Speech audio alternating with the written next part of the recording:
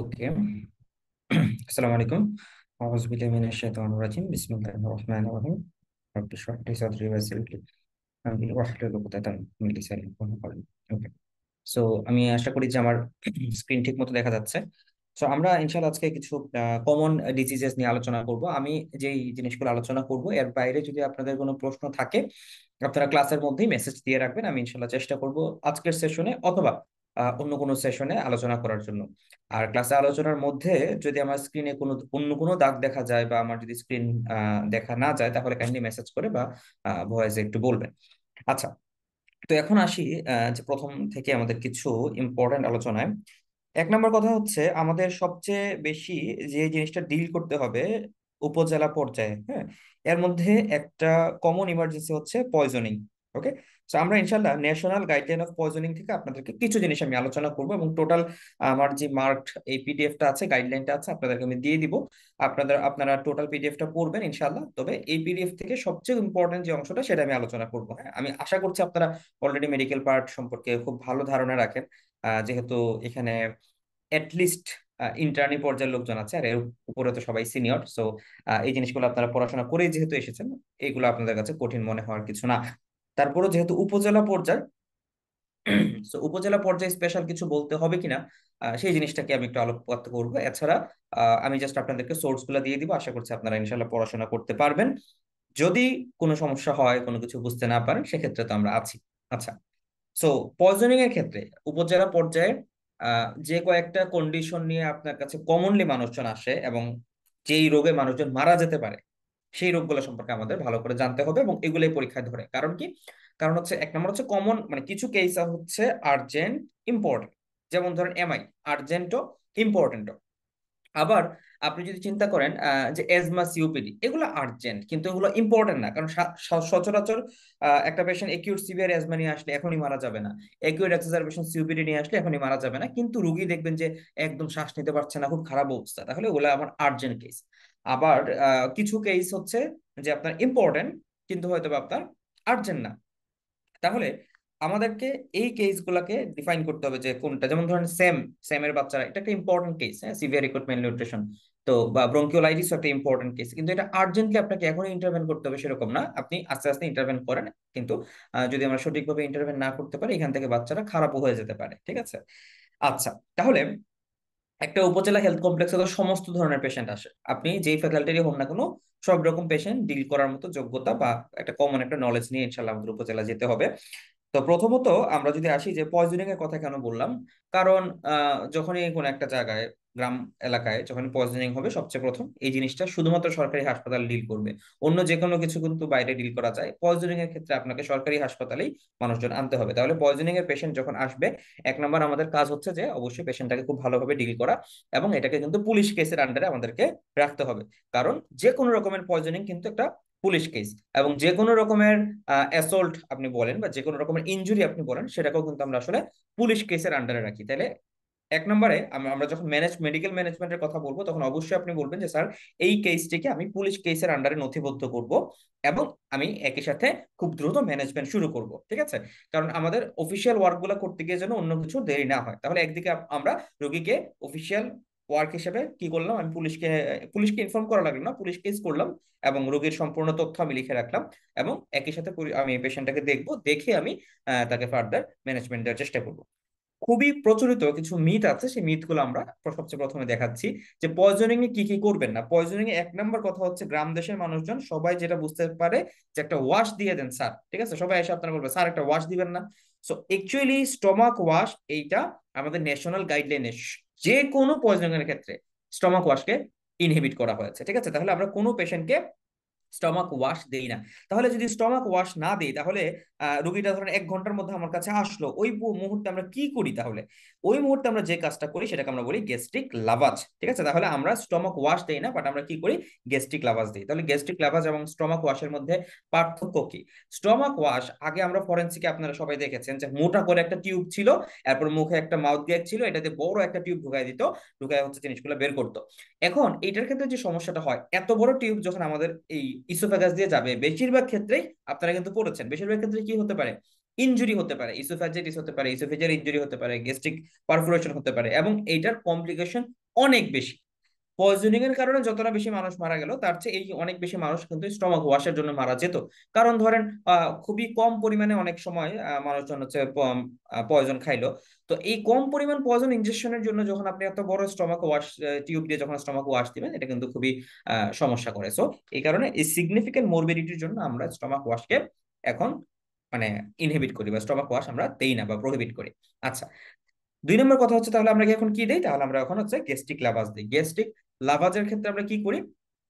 Simple কথা, আমরা একটা যে এনজি টিউব আছে, সেই এনজি টিউবের মাধ্যমে মূলত আমরা গ্যাস্ট্রিক লাভাসটা দিই। তো এনজি টিউবের মাধ্যমে যখন আমরা স্টমাকে টিউবটাকে দিতে পারলাম, দেওয়ার পরে আমরা দেখেন 200 থেকে 300 ml, 200 থেকে 300 ml আমরা ওয়ার্ম ফ্লুইড অথবা ওয়াটার অথবা নর্মাল স্যালাইন আমরা ইন্ট্রোডিউস করাই স্টমাকে, এরপর সেটাকে সাকশন দিয়ে বের করে ফেলি। ঠিক আছে? তার মানে 200 থেকে 300 তো আপনি একবারে দিচ্ছেন না, একটা সিরিঞ্জে তো 50 ml থাকে, তার মানে এইভাবে করে আপনি 200 থেকে 300 ml দিবেন, সেটাকে বের করে আনবেন, এবং যতক্ষণ পর্যন্ত দেখবেন যে এই যে আপনি বের করে আনছেন, সাকশন দিচ্ছেন, সাকশনটা যতক্ষণ পর্যন্ত একদম ক্লিয়ার হয়ে যাবে, এখানে কোনো পার্টিকুলার ম্যাটার দেখা না যাবে, ততক্ষণ পর্যন্ত আমরা এটা করতে পারবো। ঠিক আছে?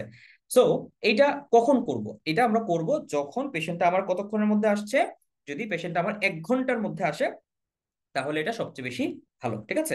যদি 1 ঘন্টার মধ্যে খাওয়ার সাথে সাথে, সচরাচর উপজেলায় এটা করার সুযোগটা বেশি, যেহেতু খাওয়ার সাথে সাথে রোগীরা আমাদের কাছে চলে আসে, তাহলে 1 ঘন্টার মধ্যে যদি আসে তাহলে আমরা এটা করব। অনেক সময় উপজেলা পর্যায়ে আপনার পোস্টিং নাও হতে পারে, সদর উপজেলাতে আসতে পারে, মানে সদর থানায় আপনার পোস্টিং হতে পারে, সেক্ষেত্রে কিন্তু আমরা এটা করার চেষ্টা করি। তো সদরে আরো বেশি যায়। ইভেন উপজেলা পর্যায়ে আসলে যদি মানে সত্যিকার অর্থে এরকম যে বেশিরভাগ অর্থে খারাপ রোগী আসলে আমরা তো গেস্ট্রিক লেভেল দিতাম না, কারণ এই সমস্ত রোগীরা অনেক সময় হুট করে মারা যায়। তো এদের ক্ষেত্রে যদি আপনার প্রয়োজনীয় ব্যাকআপ না থাকে, এটা হচ্ছে আলাদা কথা আর কি, মেডিকেল পারপাজের কথা, যে প্রয়োজনীয় ব্যাকআপ না থাকলে আসলে এই সমস্ত পেশেন্টকে রেফার করে দেওয়াই বেটার। হ্যাঁ, যদি দেখেন যে অবস্থা খারাপ বেশি। আর যদি মনে হয় যে আপনি ম্যানেজ করতে পারবেন তাহলে করবেন। আর এমনিতে পরীক্ষাতে অবশ্যই আপনি বলবেন যে স্যার আমার সুযোগ, আমার যদি সুযোগ থাকে এবং রোগী যদি 1 ঘন্টার মধ্যে আসে, আমি অবশ্যই পেশেন্টকে গ্যাস্ট্রিক লাভাজ দিব। যে সমস্ত ক্ষেত্রে গ্যাস্ট্রিক লাভাজ ইন্ডিকেটেড। এখন একটা পেশেন্ট আসলে কেরোসিন খেয়ে, আপনি তো ডেফিনেটলি স্টমাক ওয়াশ দিবেন না। ঠিক আছে? একটা পেশেন্ট এসিড বা অ্যালকালি খেয়ে আসলে আমরা স্টমাক ওয়াশ দিব না। তাহলে আমরা জানি যে স্টমাক ওয়াশ তথা গ্যাস্ট্রিক লাভাজের কিছু কন্ট্রাইন্ডিকেশন আছে, সেই সমস্ত কন্ট্রাইন্ডিকেশন আমরা দিব না। ইন্ডিকেটেড অবস্থা যদি হয়, যেমন ধরেন ওপিসি পয়জনিং এ আসলো, আয়রন ট্যাবলেট খেয়ে আসলো, প্যারাসিটামল ট্যাবলেট খেয়ে আসলো, বেনজোডাইazepine খেয়ে আসলো, এই সমস্ত ক্ষেত্রে আমরা গ্যাস্ট্রিক লাভাজ করব, তবে এটা উইদিন 1 আওয়ার। ওকে। এরপরে 2 নম্বর কথা হচ্ছে চারকোল টারকোল এগুলো কিছু উপজেলাতে পাওয়া যায় না। তাহলে আমরা গ্যাস্ট্রিক লাভাজের কথা বললাম। Gastric lavage salicylate iron anticholinergic, হ্যাঁ, except no gastric lavage if ingestion more than 1 hour. কিন্তু এই যে আয়রনের ক্ষেত্রে এটা কিন্তু গুরুত্বপূর্ণ। আয়রন স্যালিসাইলেট যে কথাগুলো আমি বলে ফেললাম, আর এগুলার ক্ষেত্রে হয় কি যে ডিলেইড অ্যাবজর্পশন গুলো বেশি হয়। বিশেষ করে যেমন প্যারাসিটামলের ক্ষেত্রে একটা টার্ম আছে, বলা হয় স্ট্যাগার্ড ওভারডোজ, মানে প্যারাসিটামল থেকে থেকে একটু পর পরে অ্যাবজর্পশন হয়। ঠিক আছে? সো এই কারণে ওই সমস্ত ক্ষেত্রে আপনি এক 1 ঘন্টা পরেও দিতে পারেন, 3-4 ঘন্টার মধ্যে হলে দিবেন। সো এটা আসলে পরীক্ষার হলে এত বেশি শুনতে চাইবেন, এটা তো আর মেডিকেলের ভাইবা না।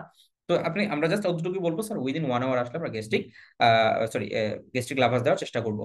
এরপরে পেশেন্টকে যে এমিসিস, এটাও খুবই কমন করে, যে রোগীরা কি বলি বমি করান। ঠিক আছে? তো বমিও আমরা করাবো না, কোনো রকম ফোর্সড ডাইউরেসিস করাবো না, কোনো হোল বাউল ইরিগেশন আমরা করাবো না। তাহলে উপজেলা পর্যায়ে এই সবগুলো ডোনট গুলো আমাদের মাথায় রাখতে হবে।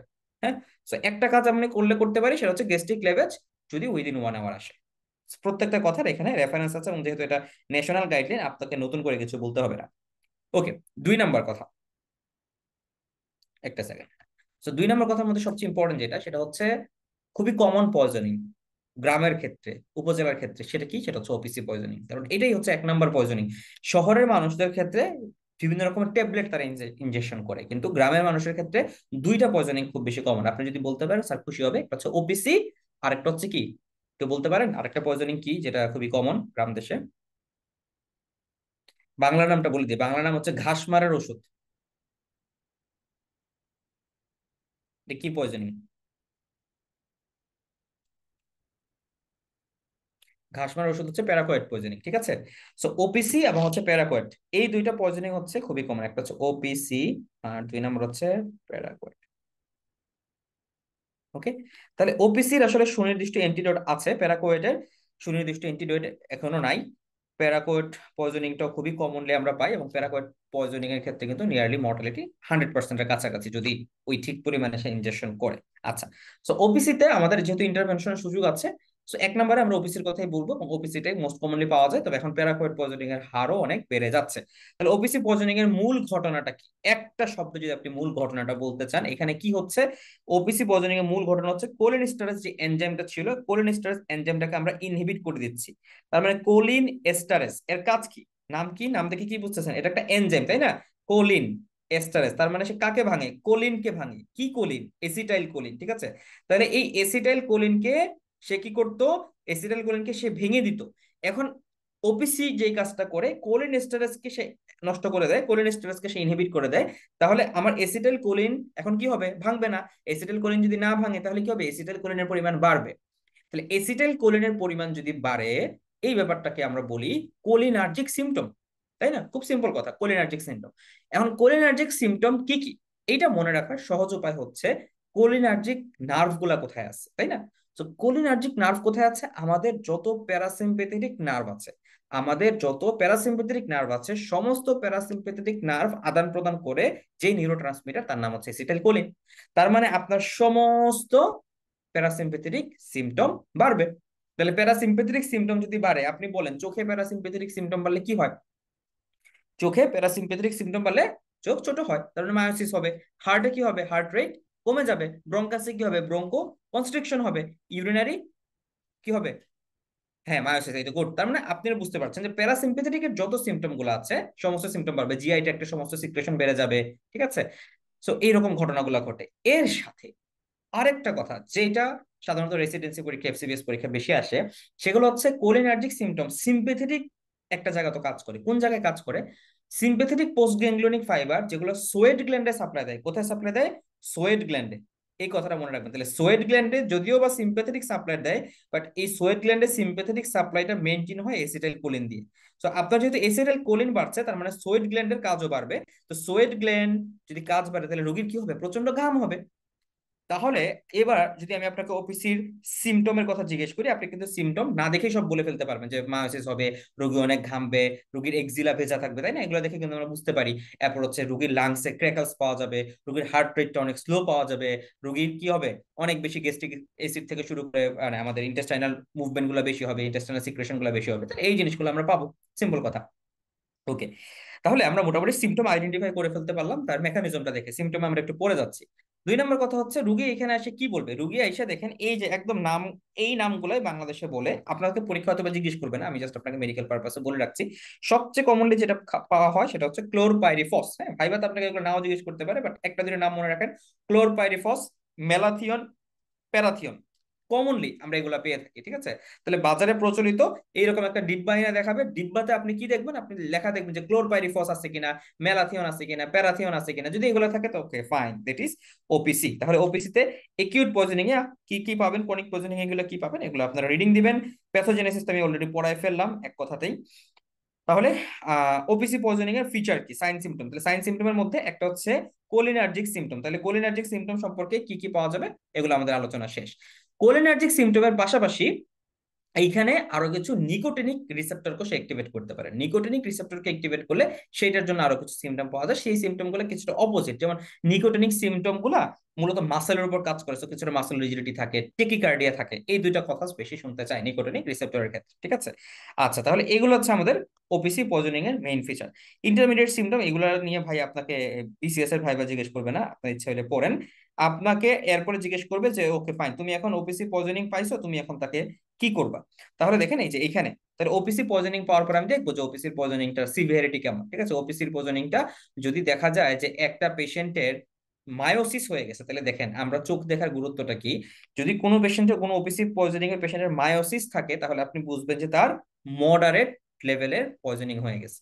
তাহলে চোখ দেখার ইম্পর্টেন্স হচ্ছে এটা। তাহলে সমস্ত ওপিসি ডায়রিয়া, স্যালাইভেশন, ভমিটিং, এই যে বললাম সমস্ত সিক্রেশন পারে, এই জিনিসগুলো পাওয়া যাবে। বাট যদি চোখের ফাইন্ডিং থাকে, তার মানে এই পেশেন্টটা মডারেট পয়জনিং এর দিকে চলে গেছে। আর নিকোটিনিক রিসেপ্টর, এই যে বললাম নিকোটিনিক রিসেপ্টর মাসেলের উপর কাজ করে, তো মাসেল অনেক সময় টট হয়ে যায়, ফেজিকুলেশন হয়, এরকম ঘটনাগুলো আপনি পেতে পারেন। এর সাথে যদি আপনি দেখেন রোগীর শ্বাস নিতে কষ্ট হচ্ছে, রোগীর স্যাচুরেশন কমে যাচ্ছে, তার বা রোগীর কনভালশন হচ্ছে, বা নিউরোলজিক্যাল কোনো সিমটম পাওয়া যাচ্ছে, তখন আপনি বুঝবেন যে এটা সিভিয়ার ওপিসি পয়জনিং। তাহলে ওপিসি পয়জনিং কে মোটা দাগে 3 ভাগে ভাগ করা যায়। একটা হচ্ছে নর্মাল অন্যান্য সিমটম যেগুলো আমরা বলেছি, 2 নম্বর হচ্ছে চোখ, 3 নম্বর হচ্ছে মাথা, ঠিক আছে? তাহলে চোখে ধরলে মডারেট, মাথায় যদি ধরে ফেলে বা যদি শ্বাস নিতে না পারে, ডায়াফ্রামকে যদি ধরে ফেলে, তাহলে হচ্ছে সিভিয়ার পয়জনিং। তাহলে ওপিসি পয়জনিং আপনি উপজেলায় কিভাবে ম্যানেজ করবেন? তাহলে ওপিসি পয়জনিং এর ক্ষেত্রে আমাদের 1 নম্বর উপজেলায় কাজ হবে যে পেশেন্টকে ইনিশিয়াল একটা স্টেবিলাইজেশন করা, রিডাকশন অফ দ্য এক্সপোজার করা, এরপরে পেশেন্টকে রেফার করে দেওয়া। কারণ আমি পেশেন্টকে এখন স্পেসিফিক অ্যান্টিডোট আমার দেওয়ার সুযোগ নাই। উপজেলা পর্যায়ে প্রেলিডক্সিম পাবেন আপনি, তো বিভাগীয় পর্যায়ে প্রেলিডক্সিম পাওয়া যায় না। তাহলে আমার উপজেলা পর্যায়ে এই ফার্স্ট দুইটা কাজই আমি করতে পারি। এরপর আমি হয়তো অ্যাট্রোপিনও চাইলে শুরু করতে পারি, বাট এরপর আমি রেফার করে দিব পেশেন্টকে ফার্দার ম্যানেজমেন্টে চলো। তাহলে ইনিশিয়াল স্টেবিলাইজেশন এইটাকে আমাদের খুব ভালো করে মনে রাখতে হবে। ইনিশিয়াল স্টেবিলাইজেশন গুলো কি? এবিসিডির মতো। এবিসিডিতে আমি হচ্ছে এয়ারওয়ে দেখবো, ব্রিদিং দেখবো, সার্কুলেটরি স্ট্যাটাস দেখবো। তাহলে আপনি এয়ারওয়েতে মুখে যদি তার কোনো, যেহেতু এই পেশেন্ট অনেক সময় আনকনসিয়াস থাকে, তাহলে মুখে কিছু খেলো কিনা, বা মুখে যদি অলরেডি কোনো পার্টিকল থাকে, তাহলে সেগুলোকে আমরা বের করবো, মুখটাকে ক্লিয়ার করব। যদি দেখি যে নাক মুখ, যেহেতু এই পেশেন্টের সিক্রেশন অনেক বেড়ে যাবে, সো আমি প্রয়োজন বোধে সাকশন দিব, সাকশন দিয়ে তার ব্রিদিংটাকে ঠিক করবো। হ্যাঁ, আচ্ছা, এরপর সার্কুলেটরি স্ট্যাটাস, দরকার হলে আমি ফ্লুইড দিলাম, বা সার্কুলেটরি স্ট্যাটাসটাকে আমি ঠিক করার চেষ্টা করব। এবং পেশেন্টের যেহেতু ব্রঙ্কোস্পাজম থাকে, সো প্রয়োজন বোধে আপনি অক্সিজেন দিতে পারেন ব্রঙ্কোস্পাজম এবং সিক্রেশন বেশি থাকার জন্য। এরপরে এক্সপোজার রিডাকশন খুবই গুরুত্বপূর্ণ। রোগীর যে জামা কাপড় গুলো আছে রোগী, কারণ ওপিসি এরকম একটা পয়জনিং, সেটা সব রুটেই আমাদের শরীরে এন্ট্রি করতে পারে, ঠিক আছে? তাহলে যেহেতু এটা ভায়া স্কিন এন্ট্রি করতে পারে, তাহলে সমস্ত কাপড়গুলোকে আমার সরাই ফেলতে হবে এবং রোগীকে গোসল করায় ফেলতে হবে, ঠিক আছে? তাহলে দেখেন, thoroughly wash the exposed area, axilla, groin, umbilicus, even skin fold, এই জায়গাগুলোকে আমার একদম সাবান পানি দিয়ে ওয়াশ করতে হবে। এই কথাটাই পরীক্ষার জন্য গুরুত্বপূর্ণ যদি ভাইভাতে ধরে। তাহলে ভাইভাতে ধরলে আমি তো পেশেন্টটাকে ইনিশিয়ালি স্টেবল করলাম, এক্সপোজারকে রিডাকশন করলাম, এবং রিডাকশন করার পরে আমি হচ্ছে পেশেন্টকে অ্যাট্রোপিন দিলাম। তাহলে অ্যাট্রোপিন এখানে হচ্ছে আমাদের অ্যান্টিডট অফ চয়েস, বাট এখানে অ্যাট্রোপিনটা কিন্তু স্পেসিফিক অ্যান্টিডট না, অ্যাট্রোপিনটা হচ্ছে ফিজিওলজিক্যাল অ্যান্টিডট। ফার্মাকোলজি টিচার হলে আপনাকে জিজ্ঞেস করবে যে ফিজিওলজিক্যাল অ্যান্টিডট বলতে তুমি আসলে কি বুঝছো? তাহলে ফিজিওলজিক্যাল অ্যান্টিডট হচ্ছে, দেখেন, ওপিসি যে রিসেপ্টরে গিয়ে বসেছে, যেইখানে বসে সে এসিটাইলকোলিন এস্টারেজের অ্যাক্টিভিটিকে চেঞ্জ করে দিছে, অ্যাট্রোপিনটা সেই জায়গায় বসবে না, অ্যাট্রোপিন বসবে আরেক জায়গায়। বাট অ্যাট্রোপিন এমন বৈশিষ্ট্য দিবে, এমন ফিচার্স আনবে, এমন রেসপন্স আনবে, যে রেসপন্সটা ওপিসির রেসপন্সের অপোজিট। তাহলে অ্যাট্রোপিনের চেঞ্জ, অ্যাট্রোপিনের response is completely opposite to the OPC. এই যে আমি অপোজিট দুইটা রেসপন্স পাচ্ছি, এটাকে আমি বলি ফিজিওলজিক্যাল অ্যান্টাগনিজম, ঠিক আছে? তাহলে ফিজিওলজিক্যাল অ্যান্টাগনিজম হিসাবে আমরা অ্যাট্রোপিন ইউজ করি। আর প্রেলিডক্সাম কি করে? প্রেলিডক্সাম হচ্ছে একদম ওপিসি যে জায়গায় বসছে সেই জায়গায় গিয়ে এসে কাজ করে। সো এইটাকে আপনি বলতে পারেন যে ফার্মাকোলজিক্যাল অ্যান্টাগনিজম। ওকে, ঠিক আছে। তাহলে এই হচ্ছে আমাদের অ্যাট্রোপিন দেই। অ্যাট্রোপিন আমরা দিব কতটুকু করে? অ্যাট্রোপিন দেওয়ার ক্ষেত্রে তো আমরা ইনিশিয়ালি 4 অ্যাম্পুল করে দেই অথবা 6 অ্যাম্পুল করে দেই, দিয়ে এরপরে আমরা আস্তে আস্তে ডোজটা বাড়াই। তাহলে দেখেন, অ্যাট্রোপিনের একটা অ্যাম্পুলে থাকে হচ্ছে 0.6 মিলিগ্রাম, ঠিক আছে? 0.6 মিলিগ্রাম। সাধারণত আমরা 2 মিলিগ্রামের মতো দিয়ে শুরু করি দেওয়ার পরে, ঠিক আছে? দেওয়ার পরে এরপরে আমরা আস্তে আস্তে ডোজ বাড়াতে থাকি, ঠিক আছে? এখানে আমাদের ন্যাশনাল গাইডলাইনে যদিও 1.2 মিলিগ্রামের কথা বলেছে, আমরা আসলে 2 মিলিগ্রাম করে আমরা শুরু করি। আরো কিছু স্টাডিতে দেখা গেছে যেরকম 2 মিলিগ্রাম করে শুরু করা যায়, ঠিক আছে? তাহলে আপনি 1.2ও বলতে পারেন অথবা 2ও বলতে পারেন, দুইটাই সঠিক, এটা কোনো সমস্যা না, ঠিক আছে? এই যে দেখেন, এই যে 1.8 থেকে 3, হ্যাঁ। তো এটা একটা রেঞ্জেই কিন্তু আছে, আমরা যেটা 2 দিয়ে শুরু করি।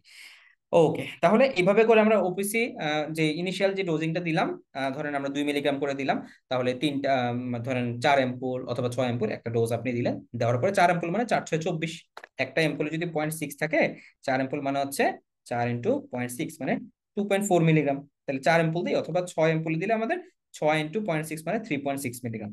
যে কোনো একটা অ্যাম্পুল আমরা শুরু করি, 4 বা 6। তো আমরা, আপনি বলবেন যে 4 to 6 অ্যাম্পুল ইনিশিয়াল ইনিশিয়ালি আমরা দিব। দেওয়ার পরে আমরা 5 থেকে 10 মিনিট অপেক্ষা করব।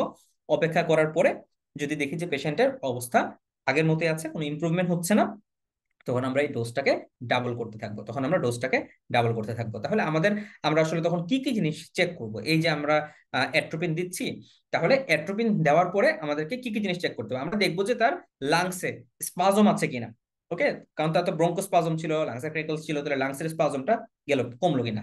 2 নম্বর হচ্ছে আমরা দেখবো তার হার্ট রেট কেমন, তার ব্লাড প্রেশার কেমন, এবং তার এক্সিলা ড্রাই কিনা। এই জিনিসগুলো দেখে কিন্তু আমরা মোটামুটি বুঝতে পারি যে আমার অ্যাট্রোপিনাইজেশনের মানে ঠিক হচ্ছে কিনা, অ্যাট্রোপিনাইজেশন ঠিকঠাক মতো হচ্ছে কিনা। এবং আমাদের এই টার্গেট এন্ড পয়েন্ট কি, মানে আমি আসলে কতটুকু পর্যন্ত অ্যাট্রোপিনাইজেশন করবো? আমি তো দেখলাম যে ঠিক আছে, চেস্ট আগে যেরকম ছিল এখন কিছুটা ক্লিয়ার হয়েছে, পুরোপুরি ক্লিয়ার হয় নাই, হার্ট রেট কিছুটা বাড়ছে কিন্তু এখনো বাড়েনি, তাহলে কতটুকু বাড়লে আপনি আর অ্যাট্রোপিন দিবেন না?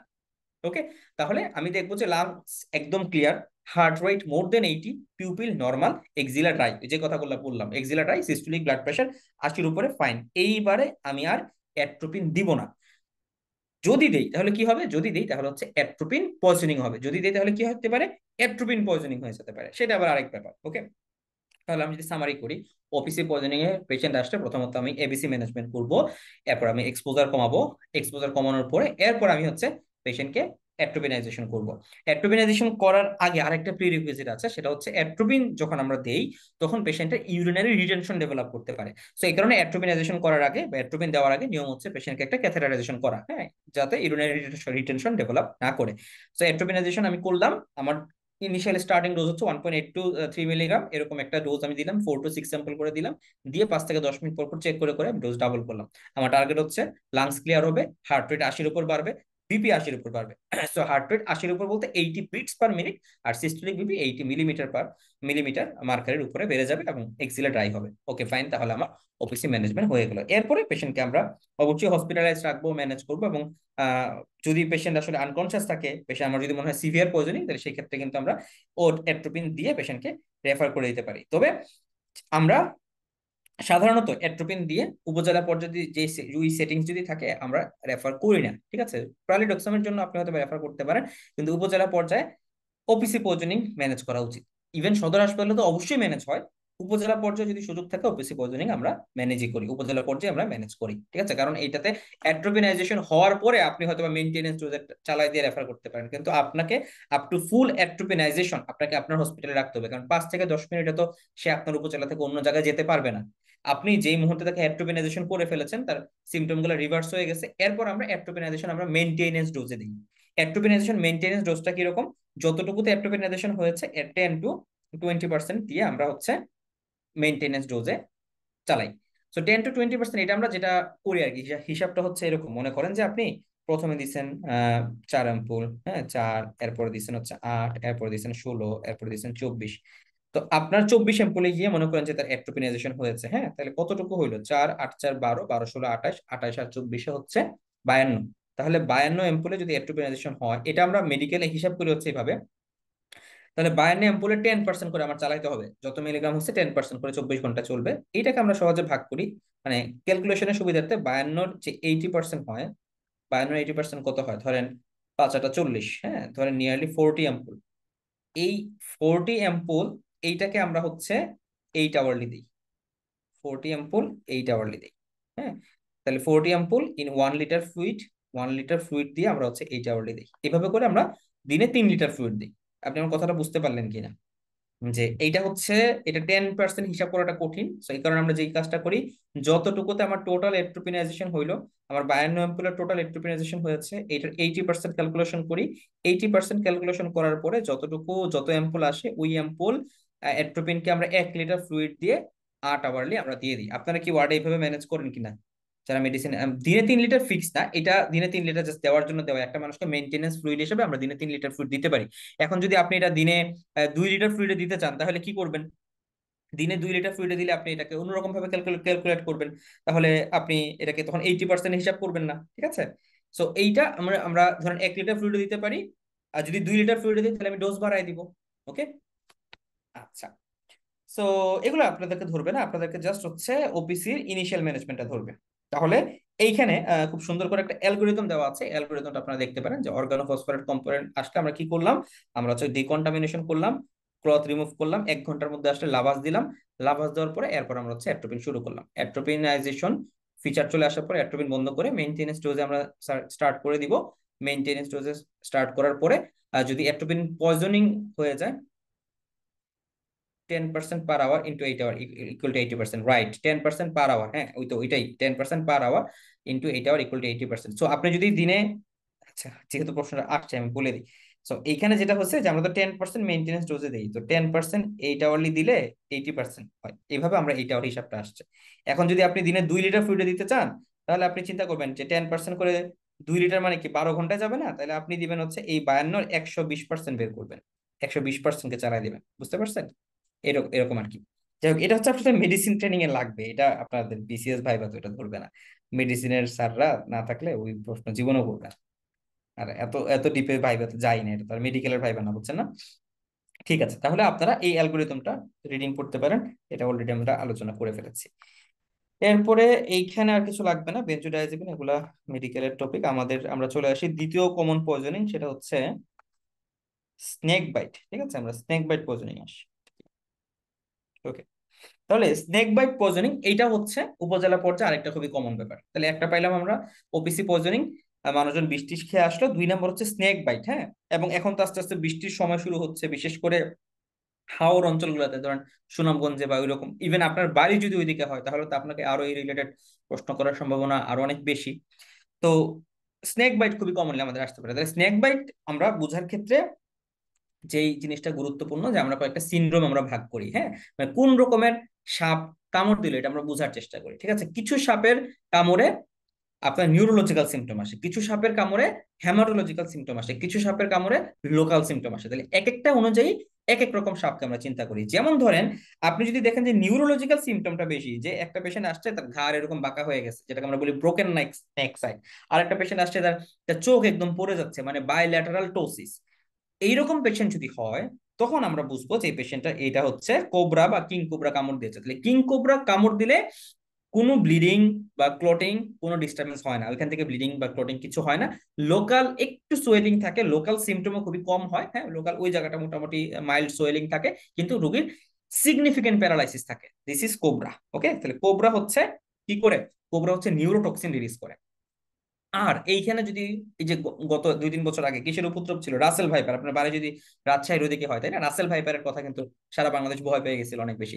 তো রাসেল ভাইপারে যে জিনিসটা হয়, সিগনিফিকেন্টলি আপনার ব্লিডিং এবং ক্লটিং ডিস্টারবেন্স হয়। ঠিক আছে, তাহলে সিগনিফিকেন্টলি ব্লিডিং এবং ক্লটিং ডিস্টারবেন্সটা খুবই বেশি হয়। এবং এইখানেও লোকাল এনভেনমিং এর ফিচার পাওয়া যায়। তার মানে ওই হাত পা গুলা ফুলে যাবে, যেখানে কামড় দিচ্ছে সেখানে ফুলে যাবে, ওইখান থেকে রক্ত পড়তে থাকবে, সহজে রক্ত পড়া বন্ধ হবে না।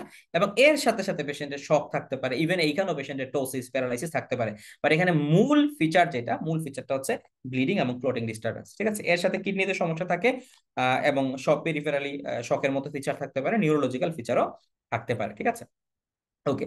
এরপরে এই যে বললাম, তো লোকাল এনভায়রনমেন্ট সাথে ব্লিডিং ব্লাড ক্লটিং ডিস্টারবেন্স থাকলে এটা অবশ্যই ভাইপার ফ্যামিলির কমন বৈশিষ্ট্য। ঠিক আছে, তাহলে ভাইপার ফ্যামিলির কমন বৈশিষ্ট্যটাই হচ্ছে এই ব্লিডিং বা ক্লটিং টেন্ডেন্সি। আর রাসেল ভাইপারের ক্ষেত্রে এক্সট্রা করে আপনার যে শকের মতো ফিচার এবং নিউরোলজিক্যাল কিছু ফিচার আপনি আলাদা করে পাবেন। আচ্ছা, আরেকটা জিনিস হচ্ছে যে লোকাল, মানে কোনো পয়জন এনভেনমিং এর কোনো ফিচারই নাই। মনে করেন আপনাকে বলতে পারে এরকম, একটা মানুষ আহ রাতে ঘুমাইলো, হঠাৎ করে মনে হলো তার কি একটা কামড় দিছে, কিন্তু কোনো দাগই দেখা গেল না, 2 ঘন্টা পরে লোকটা মারা গেল। এইটা হচ্ছে টিপিক্যালি ক্রেইটের বৈশিষ্ট্য। ক্রেইটের বাংলা হচ্ছে কি, ক্রেইটের বাংলা হচ্ছে হচ্ছে কেউটে। ঠিক আছে, ক্রেইটের বাংলা হচ্ছে কেউটে। তাহলে এই কেউটে, যেটা এই কেউটে হচ্ছে আপনার কি করে প্যারালাইসিস করে, কিন্তু একদমই কোনো দাগ টাগ পাওয়া যায় না, কিছুই বোঝা যায় না। ঠিক আছে, এটা হচ্ছে কেউটের। ওকে, আচ্ছা। তাহলে এইগুলো মনে রাখবেন। রাসেল ভাইপারের বাংলা নাম কি, রাসেল ভাইপারের বাংলা নাম হচ্ছে চন্দ্রবোরা, এটাও মনে রাখতে পারেন। তাহলে স্নেক বাইটের ক্ষেত্রে ওই যে যে প্রশ্নগুলো আমি আপনাদেরকে গ্রুপে করেছিলাম, যে গোখরা কোনটাকে বলে, গোখরা হচ্ছে কোবরা। ঠিক আছে, আচ্ছা। তো এখন আপনাদের কি যেন বলছিলাম, আচ্ছা হ্যাঁ। সো স্নেক বাইটের ক্ষেত্রে আপনাকে কয়েকটা প্রশ্ন করতে পারে। একটা প্রশ্ন হচ্ছে যে আপনি ওঝার কাছে কেন যায়, আপনার কাছে কেন আসছে না, তাহলে সেই জন্য কি করবেন, সচেতনতা বাড়াবেন, রোগীদেরকে বুঝাবেন যে চিকিৎসার মাধ্যমে সাপে কাটা ভালো হয়। তো এইটার জন্য যা যা পদক্ষেপ নেওয়ার, মসজিদের ইমামকে বোঝানো, বা যত জায়গায় মন্দির মাদ্রাসা সব জায়গাতে আপনি এগুলা বোঝাবেন। মানে সমাজের মধ্যে আপনি এটা গণসচেতনতা তৈরি করবেন। দরকার হয় হাসপাতালের সামনে পোস্টারিং করে দিবেন, এবং যারা হাসপাতালে আউটডোরে সেবা নিতে আসে তাদেরকে এই এই ব্যাপারে আমরা বুঝাবো। হ্যাঁ, তো আমরা স্বাস্থ্য শিক্ষা তাদেরকে দিব। এটা হচ্ছে আমরা কমনলি করবো, যেন ওঝার কাছে না যায়। আর প্লাস আমাদের কাছে যখন আসলো, তখন আমাদের কাজ হচ্ছে পেশেন্টটাকে যত দ্রুত আমরা পারি ট্রিটমেন্ট শুরু করব। এবং 2 নম্বর কথা হচ্ছে তাকে রিএশিওর করবো যে কোনো ভয়ের কিছু নাই, কারণ অনেক সময় দেখা যায় সাপ, বেশিরভাগ ক্ষেত্রে সাপে কাটে নাই, বাট মানুষ অনেক ভয় পাচ্ছে। এরপরে 2 নম্বর হচ্ছে ইমোবিলাইজেশন করা। তবে ইমোবিলাইজেশনটা অবশ্যই আমাদেরকে এরকম ভাবে করতে হবে যেন গেনগ্রিন না ডেভেলপ করে, কারণ অনেকে খুব টাইটলি বেঁধে নিয়ে আসে, এত টাইটলি বেঁধে নিয়ে আসলে পেশেন্টের গেনগ্রিন ডেভেলপ করতে পারে। তো আমাদেরকে বাঁধতে হবে হচ্ছে এইরকম। 1 নম্বর কথা, বাঁধবেন একটা সিঙ্গেল বোনস যেখানে আছে সেখানে আপনি বাঁধবেন। 2 নম্বর কথা, কোথায় বাঁধবেন, প্রক্সিমালি বাঁধবেন। তাহলে যদি ফিটে কামড় দেয়, আপনি হচ্ছে থাইয়ে বাঁধবেন, সিঙ্গেল বোনস এর এগেনস্টে। এটা গেল 2 নম্বর। 3 নম্বর কথা হচ্ছে এরকম ভাবে বাঁধবেন যেন একটা আঙ্গুল আপনি ভিতরে প্রবেশ করতে পারেন, একটা বা দুইটা আঙ্গুল এরকম যেন ভিতরে প্রবেশ করানো যায়। তার মানে কি, তার মানে হচ্ছে যে এটা যেন এত টাইট না হয় যেখানে সার্কুলেশন বন্ধ হয়ে যাচ্ছে। ওকে, আচ্ছা। পেশেন্টকে আমরা যদি যে এখানে পায়ে কামড় দিলে বলবো হাঁটবেন না, হাতে কামড় দিলে বলবো যে হাত নাড়াবেন না, না নাড়ায় এরপর আমরা ওই যে প্রেসার মোবিলাইজেশন করবো। ওকে, তাহলে এখানে এই কথাগুলো আমি লিখেছি আবার, যে লোকাল এনভেনমিং এর সাথে যদি ব্লিডিং কোটিং টেন্ডেন্সি থাকে ভাইপার, এর সাথে যদি আপনার শকের মতো ফিচার চলে আসে তাহলে রাসেল ভাইপার। আর এগুলা আলোচনা হয়েছে, এটা আপনার জন্য নোট করে রাখা জাস্ট।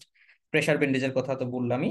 আচ্ছা, এখানে এই যে আমাদের স্যার জিজ্ঞেস করতে পারে যে আমাদের উপজেলাতে, তোমাদের গ্রাম দেশে কি কি খারাপ জিনিস করে। গ্রাম দেশে অনেকগুলা জিনিসই হয়। যেমন হচ্ছে কেউ কেউ আছে ওই জায়গাটা পুরায় ফেলে, কেউ কেউ আছে ওইখানে অনেক বেশি কেটে ফেলে, ঠিক আছে, কেউ কেউ আছে যে ওইখানে আপনার গোবর দিয়ে দেয়। তো এইরকম কমন কিছু প্র্যাকটিস এখানে আছে। কেউ কেউ আছে তেল দেয়, ঘি দেয়, এরকম কিছু প্র্যাকটিস আছে, এবং এই প্র্যাকটিসের কোনোটারই কোনো সাইন্টিফিক এভিডেন্স নেই, এবং সবগুলাই কিন্তু আমাদের জন্য আলটিমেটলি পেশেন্টকে একটা খারাপ একটা অবস্থা দিকে নিয়ে আসে। তাহলে আমাদের হেলথ ফেসিলিটিতে আসার পরে একই কথা, আমরা তো কমন ম্যানেজমেন্ট গুলো করলাম, রিএশিওর করলাম, পেশেন্টকে একটা ইমোবিলাইজ করলাম, করে আমরা ট্রান্সফার করলাম বা আমাদের কাছে নিয়ে আসলো। তাহলে এই ট্রান্সফারের কাজটা কে করলো? যেখানে কমিউনিটিতে সে আছে, সেই কমিউনিটি ক্লিনিকের যারা আছেন, হেলথ ভিজিটর যারা আছেন, তারা, তাদেরকেও আমরা এই শিক্ষাটা দিব যে আপনার কমিউনিটিতে বা আপনি যে এলাকায় কাজ করছেন সেখানে যদি কোনো রোগী এরকম হয়, আপনি রোগীটাকে যখন নিয়ে আসবেন, সিএনজি দিয়ে হোক বা ফ্যান দিয়ে হোক বা রিক্সা দিয়ে হোক, এইভাবে করে রোগীটাকে নিয়ে আসবেন। হাসপাতালে আসলো, আসার পরে আমাদের কমন যে অ্যাসেসমেন্ট, এবিসিডি দেখলেন, এয়ারওয়ে দেখলেন, ব্রিদিং ঠিক আছে কিনা দেখলেন। ব্রিদিং যদি ঠিক না থাকে আপনি কি করলেন? অক্সিজেন লাগাইলেন, অথবা ভেন্টিলেশনের ব্যবস্থা করলেন, অথবা মাউথ টু মাউথ ব্রিদিং আপনি দিলেন। সার্কুলেশন না থাকলে আপনি ফ্লুইড শুরু করে দিলেন। এরপরে হচ্ছে আপনি পেশেন্ট থেকে এই জিনিসগুলো জানার চেষ্টা করলেন যে কোন জায়গায় কামড় দিল, কখন কামড় দিল, তার এখন ব্যথা আছে কিনা, কোনো সাইন সিমটম আছে কিনা, এগুলো আপনি চেক করলেন। তাহলে প্রথমত আমরা ওই যে সিমটম গুলো পড়েছি, যে লোকালি কোনো ফিচার আছে কিনা, ওই জায়গাটা কি ফুলে গেছে, ওই জায়গাটা কি মানে ঘা হয়ে গেছে, এরকম কিছু, এক নাম্বার। দুই নাম্বার হচ্ছে আপনি মাথার দিকে তাকালেন, তার ব্রোকেন নেক আছে কিনা, তার টোসিস আছে কিনা, কথা বলার সময় তার নেজাল ভয়েস আসে কিনা। নেজাল ভয়েস আসা মানে পেলেটে প্যারালাইসিস হয়ে গেছে, এগুলো আমরা নিউরোলজিক্যাল দেখলাম। এরপরে আমরা হচ্ছে হ্যামারোলজিক্যাল, সেখান থেকে স্পন্টেনিয়াসলি ব্লিডিং হচ্ছে কিনা। এবং এখানে আমরা একটা টেস্টও করি, সেই টেস্টের নাম হচ্ছে কি 20 minute whole blood clotting test. এইটা খুবই গুরুত্বপূর্ণ, স্যাররা কিন্তু খুবই পছন্দ করে, কারণ এটা আপনি উপজেলা পর্যায়ে করতে পারেন। তাহলে 20 মিনিট হোল ব্লাড ক্লটিং টেস্টে আসলে আমরা কি করি? 20 মিনিট হোল ব্লাড ক্লটিং টেস্টে যে কাজটা করা হয় সেটা হচ্ছে, আমরা একটা রক্ত নেই পেশেন্টের রক্ত নেওয়ার পরে আমরা এই রক্তটাকে হচ্ছে আপনার ঝুলায় রাখি। মানে ধরেন আপনি পেশেন্ট থেকে সিরিঞ্জে রক্ত টেনে নিলেন, নিয়ারলি 10 ml এর মতো। এরপরে সেটাকে একটা টেস্ট টিউবে নিলেন, এবং এই টেস্ট টিউবটাকে আপনি স্ট্যান্ডিং অবস্থায় স্ট্যান্ডের মধ্যে রেখে দিলেন আর কি। অথবা যদি আপনার স্ট্যান্ড না থাকে তখন সেই ক্ষেত্রে আমরা অনেক সময় মাইক্রোপোর্ট দিয়ে দেয়ালের সাথে লাগাই রাখি, বা মানে কোনো একটা ভাবে এটাকে আমরা স্ট্যান্ডিং অবস্থায় রেখে দিই। রেখে দেওয়ার পরে, নাম থেকে বুঝতে পারতেছেন 20 minute whole blood clotting test, তার মানে 20 মিনিটের মধ্যে এই ব্লাডটা ক্লট হয়ে যাওয়ার কথা স্বাভাবিক মানুষের, কারণ এটা খুব কম সময়ের মধ্যেই ব্লাড আমাদের ক্লট হয়ে যায়। যদি ক্লট না হয় তাহলে এইখান থেকে আমাদের একটা ডায়াগনোসিস হয়ে যায়, সেটা হচ্ছে যে ক্লটিং সিস্টেমে সমস্যা। আমরা বলেছি যে ব্লিডিং বা ক্লটিং সিস্টেমে যদি সমস্যা হয়, সেটা কোন ভাইপার মানে কিসে কামড় দিয়েছে? ভাইপার। এর সাথে শকের ফিচার থাকলে রাসেল ভাইপার। তাহলে ভাইপারের কামড় আমরা হোল ব্লাড ক্লটিং টেস্ট করে, 20 minute whole blood clotting test করে বুঝতে পারি। কোবরার কামড় আমরা চেহারা দেখে বুঝতে পারি, ক্রেইটের কামড় আমরা চেহারা দেখে বুঝতে পারি। তাহলে লোকাল এনভেনোমেশনের ফিচার নাই এবং রোগীর অবস্থা খারাপ, নিউরোলজিক্যাল ফিচার চলে আসছে ক্রেইট। ক্রেইটের বাংলা হচ্ছে সংক্ষিনী। আর যদি দেখেন যে লোকাল এনভেনোমেশনের কিছু ফিচার আছে এবং নিউরোলজিক্যাল সিমটম বেশি, তাহলে আপনি বুঝবেন যে গোখরো কামড় দিয়েছে, দ্যাট মিন্স হচ্ছে কোবরা কামড় দিয়েছে। ওকে, আচ্ছা। এরপরে এইখানে আর চিকিৎসাতে আমরা কি করব? চিকিৎসাতে তো আসলে এজ ইউজুয়াল, যদি কামড় দিয়ে থাকে ইনিশিয়ালি, যেহেতু এখানে মাটি বা অন্য কিছু মিশ্রিত থাকতে পারে, সো আমরা অ্যান্টিবায়োটিক একটা দিব। অ্যান্টিবায়োটিক এরকম গ্রাম পজিটিভ নেগেটিভ হেনোটোপিক কাভারেজ করে এরকম একটা অ্যান্টিবায়োটিক দিব, ধরেন সেফট্রাইক্সন আপনি দিতে পারেন, সাথে মেট্রোনিডাজল দিতে পারেন। দুই নম্বর হচ্ছে টিটেনাসের প্রোফাইলাক্সিস দিতে হবে, এটা গুরুত্বপূর্ণ। এবং তিন নম্বর হচ্ছে অ্যান্টিভেনম দিতে হবে। অ্যান্টিভেনম বর্তমানে একদম উপজেলা পর্যায়ে থাকে, এটা আমাদের সবারই মনে রাখতে হবে। অ্যান্টিভেনম বর্তমানে একদম উপজেলা পর্যায়ে থাকে। এবং বাংলাদেশে যে অ্যান্টিভেনমটা আছে সেটা কি ধরনের অ্যান্টিভেনম? Polyvalent antivenom. পলিভ্যালেন্ট অ্যান্টিভেনমটা আসলে কি?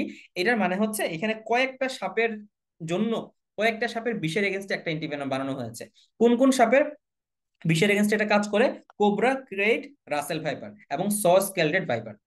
কোবরা, ক্রেট, রাসেল ভাইপার এবং সোয়া স্কেলটেড ভাইপার। তাহলে এখানে কোন ধরনের নাই, কোন ধরনের সাপের এগেনস্টে কাজ করবে না? This is important. একটা হচ্ছে গ্রিন স্নেক এবং হচ্ছে সি স্নেক। গ্রিন স্নেক আপনারা বুঝতে পারছেন তো, ওই যে চিকন করে যে সাপগুলো থাকে, যেটাকে বলে লাউয়ের ডগা সাপ এই নামে পরিচিত, গাছের মধ্যে থাকে, ওই গ্রিন স্নেকের কিন্তু আমাদের কোনো অ্যান্টিভেনম নাই। আর সি স্নেক তো আসলে আপনার প্রয়োজন পড়বে না, বাট গ্রিন স্নেকের পেশেন্টও কিন্তু আপনি পেতে পারেন। তাহলে গ্রিন স্নেকের ক্ষেত্রে কাজ করবে না।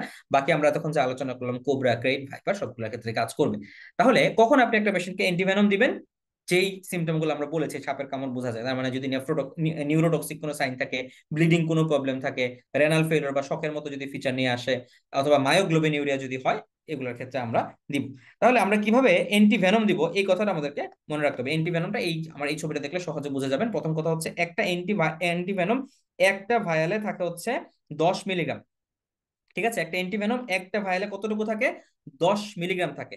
এখন একটা অ্যান্টিভেনম যেহেতু একটা ভায়ালে হচ্ছে 10 ml 10 মিলিগ্রাম থাকে, এটাকে আমরা 10 ml ডিস্টিল ওয়াটারের সাথে মিশাই। তাহলে কি বললাম? একটা ভায়াল 10 ml ডিস্টিল ওয়াটারের সাথে মিশান, একটা ভায়াল 10 ml ডিস্টিল ওয়াটারের সাথে মিশান। তার মানে এইভাবে যদি আপনি 10 ভায়াল মিশান, তাহলে 10টা ভায়াল 10 ml ডিস্টিল ওয়াটারের সাথে মিশাইলেন, টোটাল কতটুকু হইলো? 100 ml হইলো না? একটা ভায়ালের মধ্যে এটা পাউডার আকারে থাকে, সো একটা পাউডারের সাথে আপনি 10 ml করে মিশাইলেন, তাহলে এরকম একটার মধ্যে কত হলো? 10 ml। এরকম করে 10টা এমপুল আপনি মিশান, 10টা ভায়াল আপনি মিশান, 10 ভায়ালে হলো 100 ml। এই 100 ml এর সাথে আরো 100 ml ডিস্টিল ওয়াটার মিশাবেন। তাহলে এই 100 ml এর সাথে আরো 100 ml ডিস্টিল ওয়াটার মেশানোর পরে এই টোটালটাকে আপনি হচ্ছে ইনফিউশনে দিয়ে দিবেন 40 to 60 মিনিটের মধ্যে। হ্যাঁ, গুড, বুঝতে পেরেছেন তাহলে আশা করি। তাহলে কি বললাম আমরা? একটা ভায়ালে থাকে 10 মিলিগ্রাম থাকে, তার মানে এটা পাউডার ফর্মে থাকে, এটার সাথে আমি 10 ml করে মিশাবো, মিশাই মিশাই 10টা ভায়াল নিবো, তাহলে 10 ভায়ালে আমার 100 ml হইলো। সো এই 100 ml হওয়ার পর এই 100 ml এর সাথে আমি আরো 100 ml ডিস্টিল ওয়াটার মিশাবো, এরপর আমি ইনফিউশন দিব 60 to 70 ড্রপসে। সো এইটাকে বলা হয় ডাবল ডাইলিউশন। হ্যাঁ, এই জিনিসটার নাম কি? এটার নাম হচ্ছে ডাবল ডাইলিউশন। ডাবল ডাইলিউশন মানে কি? আপনি প্রথমে এটাকে 10 ml কে আপনি 10 মিলিগ্রামকে 10 ml ডাইলিউট করলেন, এবং 10 ml কে পরে আপনার আবার 100 ml এর সাথে ডাইলিউট করলেন, এটাকে এই সিস্টেমটাকে বলা হচ্ছে ডাবল ডাইলিউশন মেথড। ওকে, তাহলে আশা করি আপনারা কিভাবে সাপের চিকিৎসা করবেন আশা করি ইনশাল্লাহ পারবেন। যদি অ্যানাফাইলেক্সিস হয়, অ্যানাফাইলেক্সিস এর ম্যানেজ সত্যি কথা বলতে গেলে উপজেলা পর্যায়ে আসলে হয় না। অ্যাড্রেনালিন উপজেলা পর্যায়ে আমি 3 বছরও পাই নাই। তারপর আপনি বলবেন যে 1:1000 সলিউশন হিসাবে আমরা 0.5 ml এর মতো অ্যাড্রেনালিন দিব যদি পেশেন্টের অ্যানাফাইলেক্সিস ঘটে। যেমন একটা ঘটনা আমরা দেখেছিলাম যে মৌমাছির কামড়ে মানুষ মারা গেল, তাহলে এরকম অ্যানাফাইলেক্সিস নিয়ে পেশেন্ট আসতে পারে। অ্যানাফাইলেক্সিস নিয়ে পেশেন্ট আসলে উপজেলা পর্যায়ে আমরা মূলত যেটা করতে পারি, আমরা পেশেন্টকে স্টেরয়েড দিতে পারি। কি স্টেরয়েড দিই? ডেক্সামেথাসোন দিই। সাথে হচ্ছে ডেক্সামেথাসোনের সাথে আমরা একটা ধরেন কোন একটা ইনজেকশন দিয়ে দিই আর কি, ক্লোরফেনারামিন, মানে এভিল নামে যেগুলো পাওয়া যায়, ক্লোরফেনারামিন একটা ইনজেকশন, সাথে ডেক্সামেথাসোন একটা ইনজেকশন। আর ওরালি হচ্ছে H2 ব্লকার, দ্যাট ইজ আমরা পেপটিড বা ফেমোটিডিন আর কি, ফেমোটিডিন গ্রুপের একটা ওষুধ খাওয়াই দিই। অতটুকু পর্যন্ত আমরা উপজেলা পর্যায়ে করি। অ্যাড্রেনালিন আসলে উপজেলা পর্যায়ে দেওয়ার মতো সুযোগ নাই, তো যদি থাকে তাহলে আমরা দিই, কিন্তু সত্যি কথা হচ্ছে অ্যাড্রেনালিন উপজেলা পর্যায়ে আমরা দেই না। কোনো উপজেলাতেই মোটামুটি অ্যাড্রেনালিন নাই।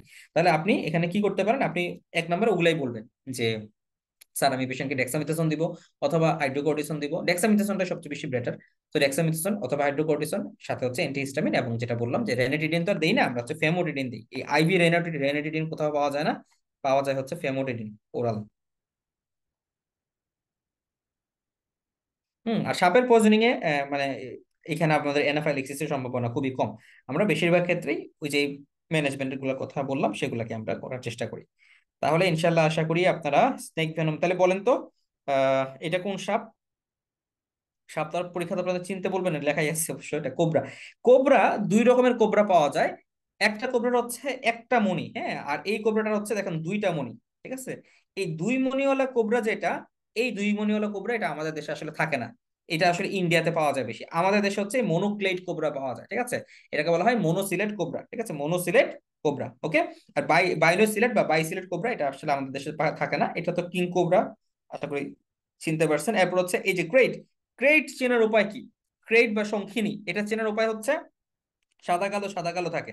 সাদা কালো সাদা কালো যদি সাপ থাকে, এবং এটা ফনা তোলে না কিন্তু, হ্যাঁ, ফনা তোলা সাপ মানে হচ্ছে কোবরা। ওকে, আর ফনা তোলে না, সাদা কালো দাগ কাটা, আপনি বুঝে নেবেন ক্রেট। বিষাক্ত সাপের মধ্যে এটা, এটার মধ্যে আবার এই প্যাটার্নের সাপ মানে নন ভেনোমাস এরকমও আছে, অত আপনাকে জিজ্ঞেস করবে না। বাট সাদা কালো ডোরা কাটা মানে হচ্ছে আপনার কি, ক্রেট। এরপরে হচ্ছে এইদিকে এগুলো লাগবে না, এইটা, হ্যাঁ, এগুলো তো আপনি মোটামুটি চিনেন। ভাইপার, ভাইপার চেনার সহজ উপায় কি? ভাইপার চেনার সহজ উপায় হচ্ছে মাথা ত্রিকোণাকৃতি। মাথা ত্রিকোণাকৃতি থাকলে এটা হচ্ছে ভাইপার। ঠিক আছে, আর যদি এরকম ডোরাকাটা থাকে তাহলে সেগুলো কি, রাসেল ভাইপার। ওকে, সো আপনাকে যদি জিজ্ঞেস করে কখনো সাপ দেখছেন কিনা, আশা করি আপনারা চিনে গেছেন। এটা কি, এটা হচ্ছে সেই গ্রিন পিট ভাইপার। হ্যাঁ, সো বা গ্রিন স্নেক। এই গ্রিন স্নেকের আসলে কিন্তু আমাদের কোনো অ্যান্টিভেনম নাই। সি স্নেকটা কিন্তু ক্রেটের মতো দেখতে, এবং সি স্নেকের ক্ষেত্রে আমাদের কোনো অ্যান্টিভেনম নাই। এইখানে দেখেন, এইখানে পেশেন্টের কি হচ্ছে, এটা তো এনজিওডার্মা হয়ে গেছে। এইখানে দেখেন এই যে বাইলেটারাল টোসিস, হ্যাঁ বাইলেটারাল টোসিস ডেভেলপ করছে। এই পেশেন্টের ঘাড় দেখেন সোজা রাখতে পারতেছে না। ব্রোকেন নেক সাইনটা আসলে কি রকম, যে 2 মাসের ছোট বাচ্চাদেরকে দেখছে না, বাচ্চাদেরকে কোলে নিতে যাবেন দেখবেন যে ঘাড় পিছনে পড়ে যায়। কেন ঘাড় পিছনে পড়ে যায়? কারণ আমাদের এখানে যে ইরেক্টর স্পাইনি যে মাসল গুলো আছে, এই মাসল গুলো এখানে ট্রাপিজিয়াস, এই মাসল গুলো তো সব প্যারালাইসিস হয়ে যায়, তো তার ঘাড়টাকে সে ধরে রাখতে পারে না। এই ঘটনা ঘটে। এবং এই যে হ্যাঁ লোকাল এনভেনোমেশনের সাইন সিম্পটম হচ্ছে এরকম, যে একদম ব্লিস্টার হয়ে গেছে, পচে যাচ্ছে, এরকম দেখি বুঝতে হয় এটা খারাপ। সো এখানে একটা প্লাস্টারের সিস্টেম দেখাইছে। প্লাস্টার বলতে হচ্ছে আপনি কিভাবে ইমোবিলাইজেশন করবেন, প্রেসার ইমোবিলাইজেশন। তাহলে দেখেন ওই যে আমরা বললাম যে একটা আঙ্গুল ঢোকানোর মতো জায়গা করে দিয়েছে, তো এখানে সে একটা কোন একটা প্লেট দিয়ে নিছে বা কাঠ দিয়ে নিছে, যেন হচ্ছে তার এই জায়গাটা একই সাথে ইমোবিলাইজ থাকে এবং একই সাথে এখানে সার্কুলেশনটাও ঠিক থাকে। ওকে, সো ম্যানেজমেন্টের একটা ফ্লো চার্ট দিয়ে দিছে তারা, এগুলো করে নিতে পারেন। এরপরে আপনাদের জন্য আরেকটা কমন ম্যানেজমেন্ট যেটা, সেটা হচ্ছে এখানে আছে। হুম, ওকে। ফার্স্ট এড ফর পয়জনিং, এটা আমাদের মনে রাখতে হবে। এটা আপনি মোটামুটি সবার ক্ষেত্রে বলতে পারেন, যে কোনো পয়জনিং এর ক্ষেত্রে। বিশেষ করে যদি কোনো পেশেন্ট ড্রাউনিং এর কোনো পেশেন্ট আসে, তাহলে মানে এটা খুবই কমন একটা পেশেন্ট আপনারা পাবেন, যে বাচ্চা মানুষ আসতে পারে বা বড়রাও আসতে পারে, যে হঠাৎ করে পানিতে পড়ে গেছে। তাহলে পানিতে পড়া পেশেন্ট আমরা উপজেলা খুবই কমনলি ডিল করি। সো এটা আমাদেরকে খুব ভালো করে ডিল করতে হবে এবং আমাদের পয়েন্টগুলো মনে রাখতে হবে। তাহলে প্রথমত এই সমস্ত পেশেন্টদের ক্ষেত্রে আমরা দেখবো পেশেন্ট কনসাস কিনা। কনসাস কিনা আপনি কিভাবে বুঝবেন? বুকে চাপ দিবেন বা হচ্ছে নাকল দিয়ে করবেন, চোখে প্রেসার দিবেন, এগুলো দিয়ে আপনি দেখবেন যে পেশেন্ট কনসাস কিনা। এরপর আপনি এয়ারওয়ে দেখবেন। এয়ারওয়ে দেখার ক্ষেত্রে মুখে আপনি হা করাবেন। হা করায় যদি দেখেন যে পেশেন্টের কোনো কিছু আছে মুখের ভিতরে, আপনি এটা আঙ্গুল দিয়ে বের করে আনবেন, হ্যাঁ, অথবা কোনো সিক্রেশন থাকলে সাকশন করে ফেলবেন। এরপরে দেখবেন যেটা সরানোর পরে পেশেন্ট এখন ব্রিদিং করছে কিনা। যদি ব্রিদিং না করে, পেশেন্টের চিন লিফট করবেন, জ থ্রাস্ট করবেন, করে হচ্ছে আপনি পেশেন্টকে আহ যদি দেখেন যে এরপরে পেশেন্ট ব্রিদিং নিচ্ছে না, তখন আমরা মাউথ টু মাউথ ব্রিদিং দিব, অথবা বাচ্চাদের ক্ষেত্রে আম্বু বেগ দিয়ে আপনি ব্রিদিং দিতে পারেন, ঠিক আছে। এরপর আপনি দেখবেন যে হার্ট বিট করতেছে কিনা। হার্ট যদি বিট না করে, তাহলে আমাদের কাজ হচ্ছে পেশেন্টকে সিপিআর শুরু করব। আর এই in the meantime CPR আমরা তো কল ফর হেল্প করবোই, যে আশেপাশে সবাইকে ডাকবো এবং পেশেন্টকে আমি পরবর্তী জায়গাতে রেফার করে দিব। হ্যাঁ, এবং পেশেন্ট যদি দেখা যাচ্ছে যে patient is breathing but is unconscious, তখন আমরা কি করব? যে এখন যেহেতু আমার ব্রিদিং করতেছে, তার মানে কি? তার মানে পেশেন্টের এবিসি ঠিক আছে, ইনিশিয়াল ম্যানেজমেন্ট ঠিক আছে, তখন আমি পেশেন্টকে সাইড করে দিব। পেশেন্টকে পেশেন্টের যেদিকে সমস্যা থাকে ওইদিকে সাইড করবো, অথবা যে কোনো একটা দিকে লেফট ল্যাটারাল পজিশনে আমরা করে দিব। এইভাবে আমরা বলবো যে লেফট ল্যাটারাল পজিশন করব, করে আমি তার সামনে থাকবো, তার সামনের দিকে আমি বসবো, বসে দেখবো যে তার এখন তার ব্রিদিং ঠিক আছে কিনা এবং তার কোনো অন্য কোনো সমস্যা আছে কিনা, এবং ইন দ্য মিন টাইম তাকে আমি অন্যান্য ভাবে রিসাসিটেশন করার চেষ্টা করব। আর যদি কোনো রকম কোনো কেমিক্যাল টেমিক্যাল পড়ে থাকে চোখে, এটা যদি আসলে এরকম যে কারো চোখে ইনজুরি, তখন সে চোখের পানি টানি দিব, বা অন্য যে কোনো জায়গায় ইনজুরি, সেটাকে আমি ম্যানেজ করার চেষ্টা করবো। তাহলে এখানে এই যে ছবি দিয়ে বুঝাইছে, আপনি তাকে ডাকতেছেন যে আপনি কি ঠিক আছেন ভাই। এরপর আপনি ঠিক না থাকলে তার হচ্ছে হেডটাকে টিল্ট করে জ্বরটাকে আপনি ওপেন করলেন, ওপেন করে আপনি দেখলেন যে মুখের মধ্যে কোনো সমস্যা আছে কিনা। সম- সমস্যা থাকলে আপনি এটাকে ক্লিন করে দিলেন। তারপর আপনি দেখলেন যে পেশেন্ট ব্রিদিং করতেছে কিনা। এখানে একটা গুরুত্বপূর্ণ ব্যাপার হচ্ছে, ব্রিদিং করতেছে কিনা আমরা দেখবো যে পেশেন্টের অ্যাবডোমেন মুভ করে কিনা। অ্যাবডোমেন মুভ করলে আমরা বুঝতে হচ্ছে ভালো ব্রিদিং করছে, কারণ থোরাক্স অনেক সময় এমনিতে মুভ করতে পারে। হ্যাঁ, তো এই থোরাক্সের মুভমেন্ট দেখে আমরা এটাকে মানে জাস্টিফাই করবো না। এখানে মুখ থেকে বের করতেছে। এরপর mouth to mouth say breathing দিচ্ছে। আহ মাউথ টু মাউথ ব্রিদিং এর ক্ষেত্রে এইখানে একটা জিনিস মনে রাখবেন, যে বাচ্চাদের ক্ষেত্রে দেখেন এই লাইনটা ইম্পর্টেন্ট, যে do not tilt the head too far back. তার মানে বড় মানুষের ক্ষেত্রে আপনি ঘাড়টাকে যতটুকু বাঁকা করছেন আপনার ট্র্যাকটাকে সহজ মানে সোজা করার জন্য, বাচ্চাদের ক্ষেত্রে এরকম করবেন না, এটা আরো বাচ্চাদের ক্ষেত্রে সমস্যা করে, ঠিক আছে। তাহলে এই জিনিসটা একটু মনে রাখতে হবে। ঠিক? এই জিনিসটা একটু মনে রাখতে হবে। এরপরে এইখানে আপনার কিছু দেখার নাই। এরপরে যে দেখলেন যে হার্ট রেট আছে কিনা, এই জিনিসগুলো তো এজ ইউজুয়াল, সিপিআর দিলেন প্রয়োজনে। এরপরে পেশেন্টকে লেফট ল্যাটারাল পজিশন করে শোয়া রাখবেন। লেফট ল্যাটারাল পজিশন করার ক্ষেত্রে খেয়াল রাখতে হবে যে একটা একটা পা থাকবে স্ট্রেইট, হ্যাঁ, লেফট ল্যাটারাল থাকলে যে পাটা গ্রাউন্ডে থাকলো সেই পাটা হচ্ছে স্ট্রেইট, এন্ড অপোজিট লেগটাকে হচ্ছে আমরা এখানে 90 ডিগ্রি করে রাখবো। ওকে, আচ্ছা, এর বেশি আপাতত কিছু বলা লাগবে না। ওকে, এটা একটু এক্সট্রা পড়ায় ফেলি। এটা হচ্ছে যে যদি কারো চোখে কিছু পড়ে, সেক্ষেত্রে কি করবেন? হ্যাঁ, ধরেন একটা মানুষের কোন একটা ইনসেক্টিসাইড স্প্রে করছিল বা কোনো একটা জিনিস স্প্রে করার ক্ষেত্রে, বা অন্য কোনো একটা জিনিস তার চোখের মধ্যে এসে পড়লো, ইরিটেন্ট সাবস্টেন্স, বা কাউকে এসিড মারলো সাপোজ, তখন কি করবেন? তখন পেশেন্টকে লেফট ল্যাটারাল করবেন, লেফট ল্যাটারাল করে চোখে বেশি করে পানি দিবেন। পানি দিয়ে এবং চোখটাকে ওপেন করে আপনি দেখবেন যে আইলিডের ভিতরে বা চোখের ভিতরে কোনো সাবস্টেন্স আছে কিনা। কতটুকুই হচ্ছে আমাদের কাজ। এবং পেশেন্টকে কখনোই আমরা চোখ রাব করতে বলবো না, হ্যাঁ, do not let the patient rub the eyes. এই তো, সো মোটামুটি আমরা কমন পয়জনিং যেগুলো আছে সবগুলাই পড়িয়ে ফেলেছি। এরপর আমি টোটাল পিডিএফ টা ইনশাআল্লাহ আপনাদেরকে দিয়ে দিব, যে কোনো পয়জনিং নিয়ে আপনাদের আশা করি আর প্রশ্ন থাকবে না। এবং এর বাইরে ইনশাল্লাহ আশা করি কোনো পয়জনিং সম্পর্কে আপনাকে ধরবেও না। আচ্ছা, তাহলে আমাদের ইমার্জেন্সি এবং আর্জেন্সি যে সমস্ত কেসগুলো ছিল সেগুলোকে আমরা ডিল করে ফেললাম। এবার আসি যে কমন টপিক ডায়রিয়া। ডায়রিয়ার ক্ষেত্রে আমরা যে জিনিসগুলো মনে রাখবো, যে এখানে তো এত কিছু ধরবে না, ডায়রিয়া ডেফিনেশন বা এগুলো আপনারা রিডিং করবেন, আমি আপনাদেরকে মূল কথাটা বলি। ডায়রিয়ার ক্ষেত্রে উপজেলা পর্যায়ে ম্যানেজমেন্ট কি হবে। ডায়রিয়ার ক্ষেত্রে এটা আমাদের ন্যাশনাল গাইডলাইন থেকে আমরা এই সামারিগুলো করেছি, ঠিক আছে। তো ডায়রিয়া আমাদের কাছে যেটা আসে সাধারণত পেশেন্ট গুলা, সেটা হচ্ছে একিউট ওয়াটারি ডায়রিয়া। তার মানে একিউট ডায়রিয়া মানে কি, যে ডায়রিয়া 7 দিনের কম, সেগুলোকে আমরা বলি হচ্ছে একিউট ডায়রিয়া। একিউট ডায়রিয়ার মধ্যে মোস্ট কমনলি হয় acute watery diarrhoea. Watery diarrhoea most commonly হয় ভাইরাস দিয়ে, বাচ্চাদের ক্ষেত্রে রোটা ভাইরাস দিয়ে হয়, ঠিক আছে, অতটুকু আপনি মনে রাখবেন। বড়দের ক্ষেত্রে মোস্ট কমনলি যেটা হতে পারে যে কোন একটা মানে ফুড পয়জনিং এর কারণে, তো food poisoning due to staphylococcus aureus হতে পারে, ভিব্রিও কোলারি হতে পারে। ভিব্রিও কোলারিতে তো ডায়রিয়াও থাকে, ভমিটিংও থাকে। সো আপনাকে জিজ্ঞেস করবে যে এখানে স্টুলের কালার কি থাকে, রাইস ওয়াটারি স্টুল থাকে, এগুলো আমরা জানি। তাহলে একিউট ডায়রিয়া নিয়ে মূলত আমাদের কাছে পেশেন্টরা প্রেজেন্ট করে। আর যদি ব্লাডি হয়ে যায় তাহলে সেটাকে আমরা বলবো ডিসেন্ট্রি।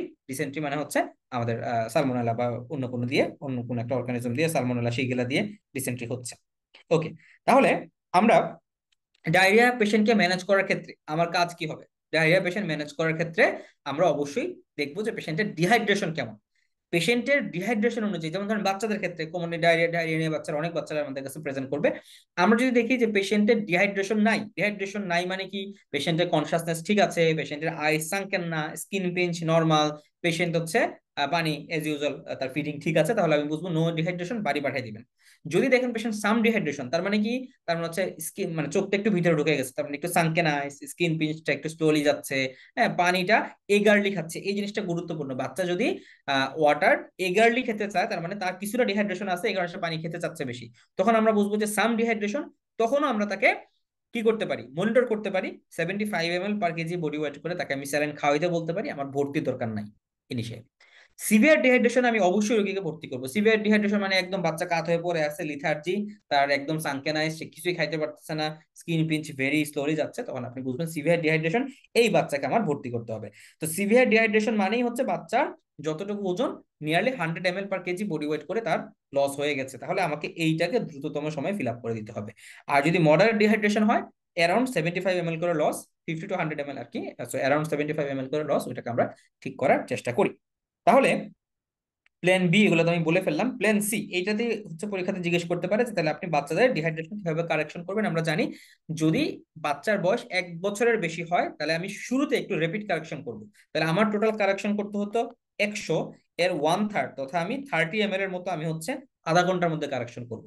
আর বাকি যে 2/3, এটা হচ্ছে আমি 2.5 ঘন্টার মধ্যে কারেকশন করব। তার মানে 30 ml/kg করে আমি আধা ঘন্টা চালাবো, 70 ml/kg করে আমি পরে 2.5 ঘন্টা চালাবো, ঠিক আছে।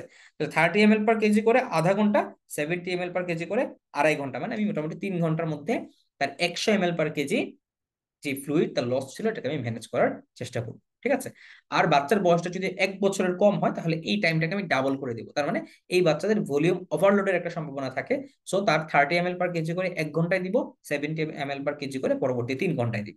এটাই হচ্ছে আমার 100 ml ফ্লুইডের সিস্টেম। এটা দেওয়ার পরে আমি পেশেন্টকে রিঅ্যাসেস করব। রিঅ্যাসেস করে যদি আমি দেখি যে পেশেন্ট ইমপ্রুভিং, তখন আমি প্ল্যান সি থেকে আমি প্ল্যান বি তে শিফট করবো, যে ওকে 75 ml করে খাওয়াই। আর যদি দেখি যে পেশেন্ট ইমপ্রুভিং না, আগের অবস্থায় আছে, তাহলে আমি আবার সেম একই ম্যানেজমেন্ট দিতে থাকবো। কোন স্যালাইন দিব, cholera saline, cholera saline, cholera saline. যদি কলেরা স্যালাইন না থাকে তাহলে হার্টসল, ঠিক আছে। তাহলে কলেরা স্যালাইন, যদি কলেরা স্যালাইন না থাকে তাহলে রিঙ্গার সিলেক্টেড অথবা হার্টসল, যেটাই আমরা বলি। আর এছাড়া আমরা কি দিতে পারি, অবশ্যই যদি এগুলোর পাশাপাশি বাচ্চা মুখে খাইতে পারলে আমরা মুখে ওআরএস দিব। অ্যান্টিবায়োটিক কি কিছু দেওয়া যায়? অ্যান্সার হচ্ছে যে একিউট ওয়াটারি ডায়রিয়াতে আমাদের কোন রকম অ্যান্টিবায়োটিক কোনো চয়েস নাই, চয়েস অফ অ্যান্টিবায়োটিক নাই, কারণ acute watery diarrhoea most commonly viral, viral এমনি ভালো হবে।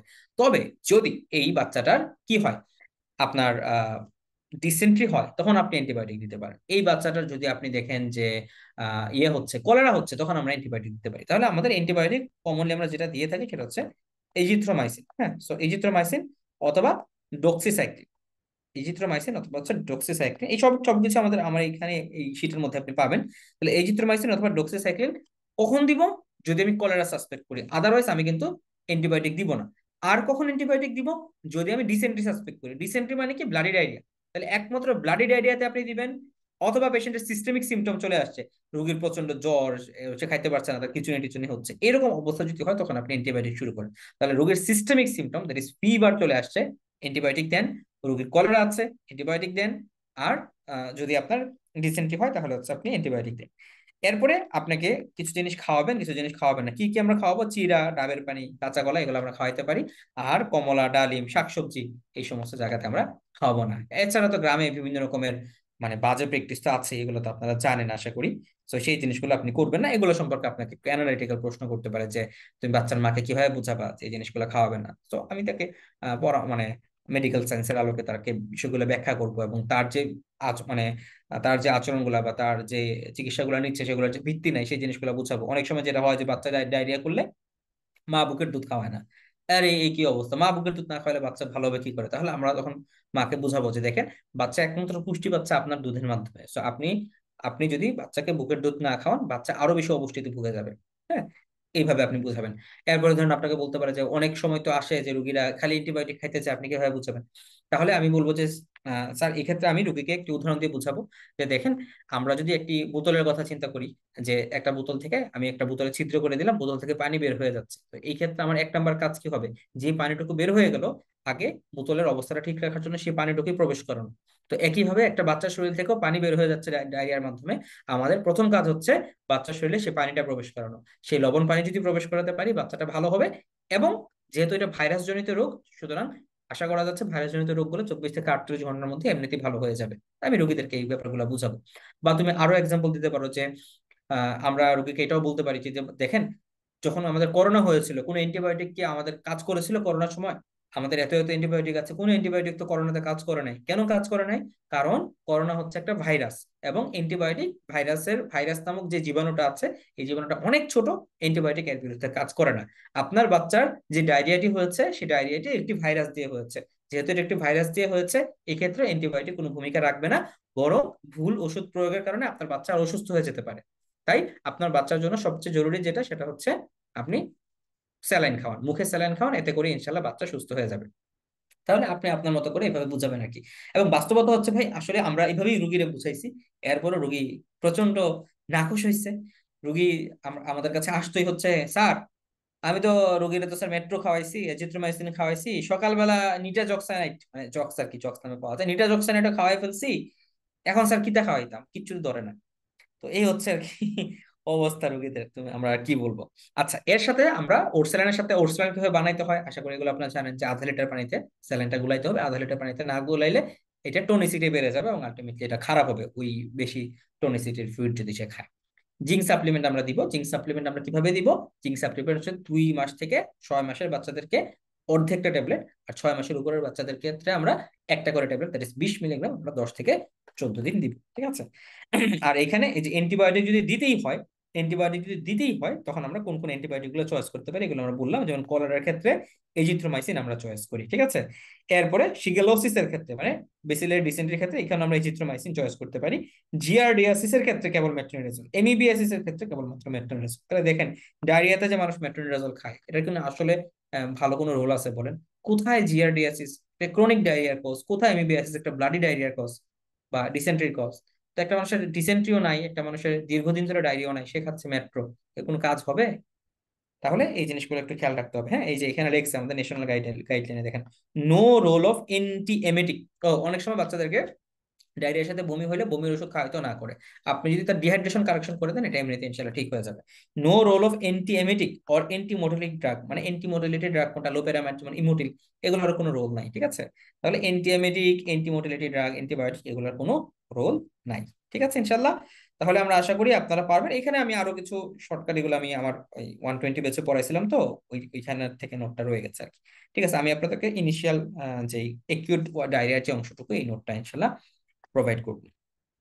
এরপরে আসেন যে ছোট বাচ্চাদের আরো কিছু কমন ডিজিজ গুলো নিয়ে একটু টুকটাক বলে দিই। আর কি পড়বেন এগুলো আমি আপনাকে দেখি দিয়ে দিব। যেমন হচ্ছে আইএমসিআই এর এই ক্লাসিফিকেশন আছে, very severe disease, general danger sign, বিশেষ করে জেনারেল ডেঞ্জার সাইন এইটাই আপনাকে পরীক্ষাতে জিজ্ঞেস করবে যে একটা অসুস্থ বাচ্চা আপনি কিভাবে দেখি কিভাবে একটা অসুস্থ বাচ্চাকে বুঝতে পারবেন, বা আপনি মাঠ পর্যায়ে কর্মীদের কিভাবে আপনি বুঝাবেন যে কোন বাচ্চাটাকে হাসপাতালে আনতে হবে, কোন বাচ্চাটাকে হাসপাতালে ভর্তি করতে হবে। তাহলে এটার সহজ উত্তর হচ্ছে আমি আইএমসিআই প্রোটোকলের মাধ্যমে তাদেরকে জিনিসগুলো বলবো। অ্যাকচুয়ালি যারা মাঠ পর্যায়ে কর্মী আছে, যারা কমিউনিটি ক্লিনিকে কাজ করে, যারা হেলথে কাজ করে, হেলথ ভিজিটর, হ্যাঁ, বা হচ্ছে হেলথ অ্যাসিস্ট্যান্ট যারা আছেন, তারা কিন্তু সবকিছু জানেন, তাদের এগুলোর উপর ট্রেনিং হয়। ওকে, সো আইএমসিআই বাচ্চার বোঝার উপায় কি? জেনারেল ডেঞ্জার সাইন হচ্ছে কয়েকটা। এক নম্বর হচ্ছে যে বাচ্চার খিঁচুনি হচ্ছে, head convulsion during the illness, যে ইলনেসই হোক না কেন, যদি এর মধ্যে বাচ্চার খিঁচুনি হয় অথবা বাচ্চার এখন খিঁচুনি হচ্ছে। Okay, so had convulsion during the present illness or convulsing নাও।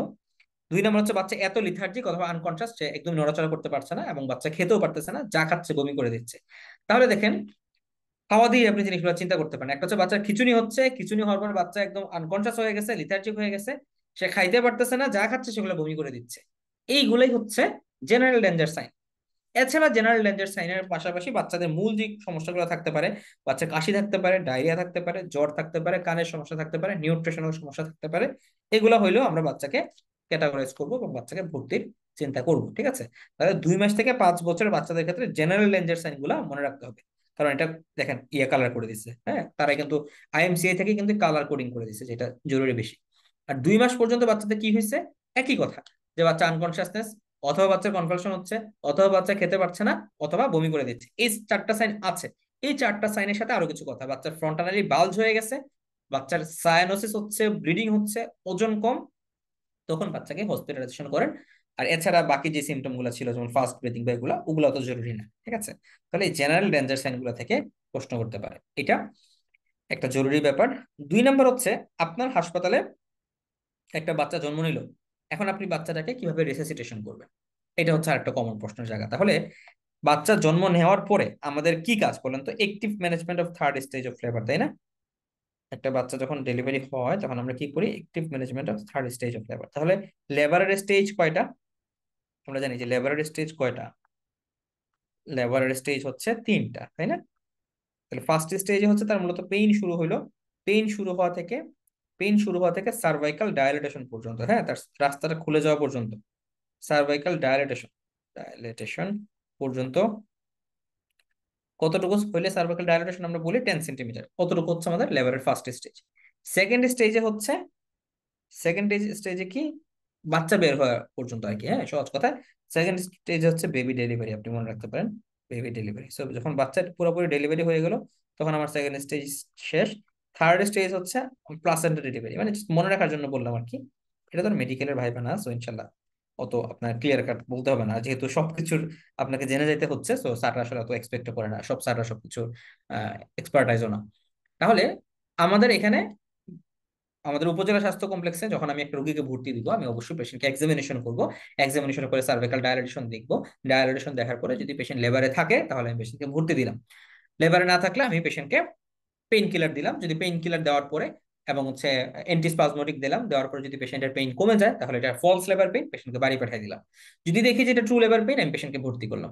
ভর্তি করে পেশেন্ট যখন ফার্স্ট স্টেজ অফ লেবারে ঢুকে যাবে, ফার্স্ট স্টেজ অফ লেবারের মধ্যেও 4 সেন্টিমিটারের পরে, 4 সেন্টিমিটারের পরে এটাকে আমরা বলি হচ্ছে অ্যাক্টিভ স্টেজ। ঠিক আছে, তাহলে পেশেন্ট যখন অ্যাক্টিভ লেবারে ঢুকলো, তখন থেকে আমার কাজ হচ্ছে পার্টোগ্রাফ মেনটেন করা। তাহলে আমি কি করব? পেশেন্টকে পার্টোগ্রাফ মেনটেন করব। পার্টোগ্রাফের মাধ্যমে আমি মায়ের কন্ডিশন, বাচ্চার কন্ডিশন মনিটর করব। মনিটর করার পরে যদি দেখি যে এনভিডি সম্ভব, আমি এনভিডি করাবো। যদি দেখি যে না, পেশেন্টের সিএস লাগতে পারে, তাহলে আমি ইমার্জেন্সি সিএস এর একটা অ্যারেঞ্জমেন্ট করে রাখবো। অনেক হাসপাতালে সিএস করা যায়, অনেক হাসপাতালে সিএস করা যায় না। তো যে হাসপাতালে সুবিধা থাকবে, আমি বলবো যে আমার হাসপাতালের যদি সিজারিয়ান সেকশন করার সুযোগ থাকে, তাহলে আমি সেই অনুযায়ী সিজারিয়ান সেকশন করার অ্যারেঞ্জমেন্ট করবো। ওকে, অ্যারেঞ্জমেন্ট করার পরে বাচ্চা ডেলিভারি হয়ে গেল, তো সবকিছু ঠিকঠাক মতো তো হইলোই। এরপর আমি হচ্ছে প্লাসেন্টা ডেলিভারির জন্য থার্ড স্টেজ অফ লেবারটাকে আমি ফাস্ট করার চেষ্টা করবো। কারণ থার্ড স্টেজ অফ লেবারটাকে ফাস্ট করার চেষ্টা করবো কেন? কারণ থার্ড স্টেজ অফ লেবারটা যদি আপনার বেশি সময় ধরে হয়, তখন কি হবে? থার্ড স্টেজ অফ লেবারের মধ্যে, লেবারের উপরে নির্ভর করছে কি, থার্ড স্টেজ অফ লেবারের উপর নির্ভর করছে যে আপনার হেমোরেজ কতটুকু হচ্ছে, এবং হেমোরেজ হওয়ার উপর কি নির্ভর করতেছে? পোস্টপার্টাম হেমোরেজের মোস্ট কমন কজ কি? পোস্টপার্টাম হেমোরেজের মোস্ট কমন কজ হচ্ছে থার্ড স্টেজ অফ লেবারটা প্রলং হওয়া। তাহলে আমাদের অ্যাক্টিভ ম্যানেজমেন্ট বলতে আসলে আমরা কি বুঝাই? লেবারে তো আসলে আমরা কিছুই করি না। লেবারের মধ্যে আমাদের কাজ কি? ফার্স্ট স্টেজে আমাদের কাজ হচ্ছে ওয়াচফুল এক্সপেক্টেন্সি, মানে আপনি জাস্ট ওয়েট করবেন, দেখবেন তার লেবারের পেইন উঠলো কিনা। সেকেন্ড স্টেজে গিয়ে আপনি বাচ্চা জন্মের সময় অ্যাসিস্ট করবেন, আপনাকে তেমন খুব একটা কিছু করতে হয় না। কিন্তু থার্ড স্টেজের ক্ষেত্রে আমাদেরকে করতে হয়। থার্ড স্টেজে আমরা চাই যে থার্ড স্টেজের নর্মাল ডিউরেশন হচ্ছে 15 মিনিট। আমরা এই 15 মিনিটকে 5 মিনিটে নিয়ে আসতে চাই। হ্যাঁ, তাহলে আমাদের কাজ হচ্ছে আমরা we want to reduce the time from 15 minute to 5 minute. আচ্ছা, তাহলে এইখানে active management of third stage of লেবারে আমাদের কি কি করণীয়? তাহলে active management of third stage লেবারে আমরা একটা হচ্ছে প্লাসেন্টাকে বের করি। প্লাসেন্টাকে বের করার পরে যেন প্লাসেন্টা বের হওয়ার পরে যেন ব্লিডিং না হয় সেদিকে আমরা খেয়াল করি। তাহলে এক নম্বর হচ্ছে এখানে প্লাসেন্টাল সেপারেশন হবে। তাহলে প্লাসেন্টাল সেপারেশনটা আমরা কিভাবে করি? বাই সিসিটি। সিসিটি মানে কি? সিসিটি মানে হচ্ছে control cord traction. Control cord traction মানে কি? আমি টানও দিব, আবার হচ্ছে মাসাজও করবো, এবং হচ্ছে ওই দিক দিয়ে সাপোর্ট দিয়ে রাখবো যেন এটা ছিঁড়ে না আসে। সো প্লাসেন্টাল সেপারেশন আমরা কিভাবে করব? কন্ট্রোল কর্ড ট্রাকশন করব। এবং কন্ট্রোল কর্ড ট্রাকশন মানে বাচ্চা বের হওয়ার পরেই আমরা এই প্লাসেন্টা সেপারেশন করব, এবং এর পাশাপাশি হচ্ছে টেয়ান ইউনিট অক্সিটোসিন, টেয়ান ইউনিট অক্সিটোসিন আমরা হচ্ছে আইএম ইনজেকশন করবো। হ্যাঁ, একটা আইএম ইনজেকশন করবো। এবং এটা হচ্ছে 1 নাম্বার করব। 2 নাম্বার হচ্ছে প্লাসেন্টা সেপারেশন করব। 3 নাম্বারে আমরা একটা কাজ করব, সেটা হচ্ছে কি? মাসাজ করব। প্লাসেন্টা সেপারেশন পরে হচ্ছে মাসাজ। হুম, তাহলে ইউটেরাইন মাসাজ বা ফান্ডাস মাসাজ, যেরকম যে কোনো একটা করবো আর কি। হ্যাঁ, so massage at ফান্ডাস of uterus, হ্যাঁ দুটোই বলা যায়, ফান্ডাস অফ ইউটেরাস। তাহলে ইউটেরাসের ফান্ডাসটা যদি আমাদের হাতে লাগে ওই জায়গাটাতে আমরা মাসাজ করবো, এটাই হচ্ছে আমাদের কাজ। তাহলে অ্যাক্টিভ ম্যানেজমেন্ট থার্ড স্টেজ লেবারের মাধ্যমে আমি মোটামুটি মাকে ম্যানেজ করে ফেললাম। এরপর যদি মা শকে থাকে, আমি অবশ্যই যদি বেশি পরিমাণ ব্লাড লস হয় তাহলে আমি ব্লাড চালু করে দিব। অথবা যদি মা হাইপোভলিমিক শকে থাকে, আমি হচ্ছে কি করব? ক্রিস্টালয়েড ফ্লুইড চালু করে দিব। এই জিনিসগুলো আমি করব। করার পর আমি হচ্ছে যদি দেখি এখন বেবির রিসাসিটেশন কি, আমি দেখবো। ইন দ্য মিন টাইম এটা তো একজন করলো, আমাকে ওইখানে সাহায্য করার জন্য কে থাকবে? উপজেলা পর্যায়ে কেউই থাকবে না। সাহায্য করার জন্য উপজেলা পর্যায়ে নার্স থাকবে, এন্ড ট্রেন্ড দায়ী, এবং হচ্ছে মিডওয়াইফ। ঠিক আছে, মূলত মিডওয়াইফ এবং হচ্ছে নার্স, তারাই উপজেলার এই সমস্ত কাজ করে। বুঝতে পারছেন? যেমন আমার উপজেলার কথা বলি। আমি যে উপজেলাতে পোস্টিং ছিলাম, মানে পোস্টেড ছিলাম, সেখানে আমরা ছিলাম 8 জন ছেলে। মানে আমার ভাগ্য এতই ভালো ছিল, আলহামদুলিল্লাহ, এটা এক হিসেবে ভাগ্য ভালোই। বেশি ছেলে পোস্টিং থাকলে নাইট ডিউটি মনে করেন যে একটু কম পড়ে আর কি। তো আমাদের এখানে আমার মানে বাকি 7 জন কলিগ ছিল, তারা মেইল। তো এখন এত ডেলিভারি কে করবে? তো আসলে ট্রেন্ড যারা মিডওয়াইফ ছিল, দেখা যেত তারাই সবকিছু করতো। তাদের যদি কোনো সময় যে মানে বিশেষ করে বেবি রিসাসিটেশন অনেক সময় আমাদের ডাকতো। বাচ্চা ভালো থাকলে তো ভালো, বাট যদি বাচ্চা সমস্যা হয় তখন আমরা গিয়ে রিসাসিটেশনে সাহায্য করতাম। অথবা যদি কোনো কঠিন ডিসিশন দিতে হয় তখন সেগুলো আর কি আমরা দিতাম। যাই হোক, সো বেবি রিসাসিটেশনের ক্ষেত্রে তাহলে আমরা কি করলাম? 1 নাম্বার হচ্ছে বাচ্চাটাকে আমরা একটা ওয়ার্ম একটা ক্লথ, হ্যাঁ ড্রাই এন্ড ওয়ার্ম একটা এনভায়রনমেন্টে নিলাম, নিয়ে বাচ্চাটাকে ওয়ার্ম করার চেষ্টা করলাম। এখন বাচ্চাকে ওয়ার্ম করার জন্য আপনার উপজেলা পর্যায়ে কি থাকে? উপজেলা পর্যায়ে এগুলো থাকে, ওয়ার্মার থাকে। ঠিক আছে, সো আপনি যদি ওয়ার্মার থাকে, ওয়ার্মারের নিচে রাখবেন। যেমন আমার উপজেলাতে ওয়ার্মার ছিল, এরকম অনেক উপজেলাতে কিন্তু ওয়ার্মার থাকে। ওকে, সো এই স্টেজ গুলো ফলো করবেন আর কি। So dry the baby with clean cloth and place where the baby will be worm.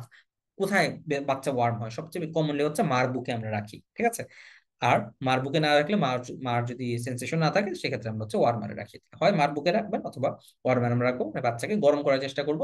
এরপর আমরা দেখবো যে বাচ্চা কি শ্বাস নিচ্ছে কিনা, বা বাচ্চা কাঁপতেছে কিনা, সো ব্রিদিং অর ক্রাইং, এবং মাসেল টোন ঠিক আছে কিনা, এবং কালারটা পিঙ্ক কিনা। যদি এগুলো ঠিক থাকে ফাইন, তাহলে রুটিন কেয়ার হিসেবে মার কাছে দিয়ে দেন, বাচ্চা খাওয়া দাওয়া করলো। কিন্তু যদি এটা না থাকে উইদিন 30 সেকেন্ডস, আমাদের কি করতে হবে? তখন আমরা আমাদের বাচ্চার মাথাটাকে দেখেন, আমি বাচ্চার মাথাটাকে বাঁকা করে ফেললাম। ঠিক আছে, তাহলে আমাদের এই যে বাচ্চার মাথাটা যে একটু শোয়াই দিলাম, যেহেতু বাচ্চা ঘাড় রাখতে পারে না, জাস্ট নর্মালি শোয়াই দিলে বাচ্চার মাথা এমন হয়ে যাবে, এটাকে আমরা বলি নিউট্রাল পজিশন। সো নিউট্রাল পজিশনে হয়ে আমরা দেখলাম এয়ারওয়েতে কোনো কিছু আছে কিনা, হ্যাঁ লাইনটা ক্লিয়ার কিনা, রাস্তাটা কি ক্লিয়ার না থাকলে আমি কি করবো? সাকশন দিব, মানে এয়ারওয়ে ক্লিন করব। ক্লিন করার পাশাপাশি বাচ্চাকে স্টিমুলেট করবো। দেখেন এখানে স্টিমুলেট করার জন্য আমি ব্যাক রাব করবো, মানে পায়ের নিচে টোকা দিব, হ্যাঁ, অথবা আস্তে করে ট্যাপ করব।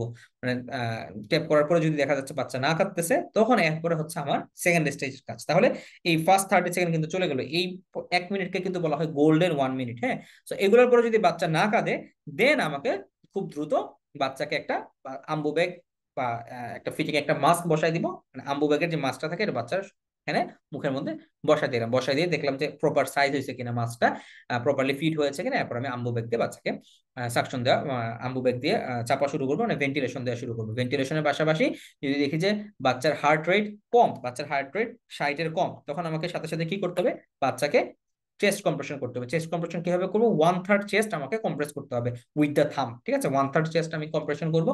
কম্প্রেশন করার পরে যদি হার্ট রেট 60-এর উপরে চলে আসে তাহলে তো ভালো, আর 60-এর নিচে না আসলে আমি আবার এরকম চেস্ট কম্প্রেশন এবং হচ্ছে ভেন্টিলেশন আমি চালায় যাব, ঠিক আছে? তাহলে কতটুকু, কয়বার আমি ভেন্টিলেশন করব, 40 ব্রিথস পার মিনিট, 40 ব্রিথস পার মিনিট। এবং যদি বাচ্চার ব্রিদিং চলে আসে তখন আমি আস্তে আস্তে অক্সিজেন দিয়ে দিব, এবং 1 থেকে 2 মিনিট পর পর আমি বাচ্চাটাকে আবার মনিটর করব। কখন আমি চেস্ট কম্প্রেশন বন্ধ করবো, যখন আমি একবার দেখবো যে হার্ট রেট 100-এর উপরে চলে গেছে, তখন আমি চেস্ট কম্প্রেশন বন্ধ করে দিব। রেসপিরেটরি রেট 30-এর উপর চলে গেছে, তখন আমি আম্বু ব্যাগ দিয়ে যেই ভেন্টিলেশন করতেছিলাম সেটা আমি বন্ধ করে দিব। তাহলে এই 1 মিনিট রিসাসিটেশনটা আপনারা আরেকবার দেখে যাবেন, ঠিক আছে? এটার পিডিএফ ইনশাআল্লাহ আমি দিয়ে দিব, আশা করি আপনাদের সমস্যা হবে না। সো একই কথা, এই জিনিসটা আবার এখানেও আছে, এটা লাগবে না। এরপরে এইখান থেকে আপনারা, এটা কি, আচ্ছা এটাও লাগবে না।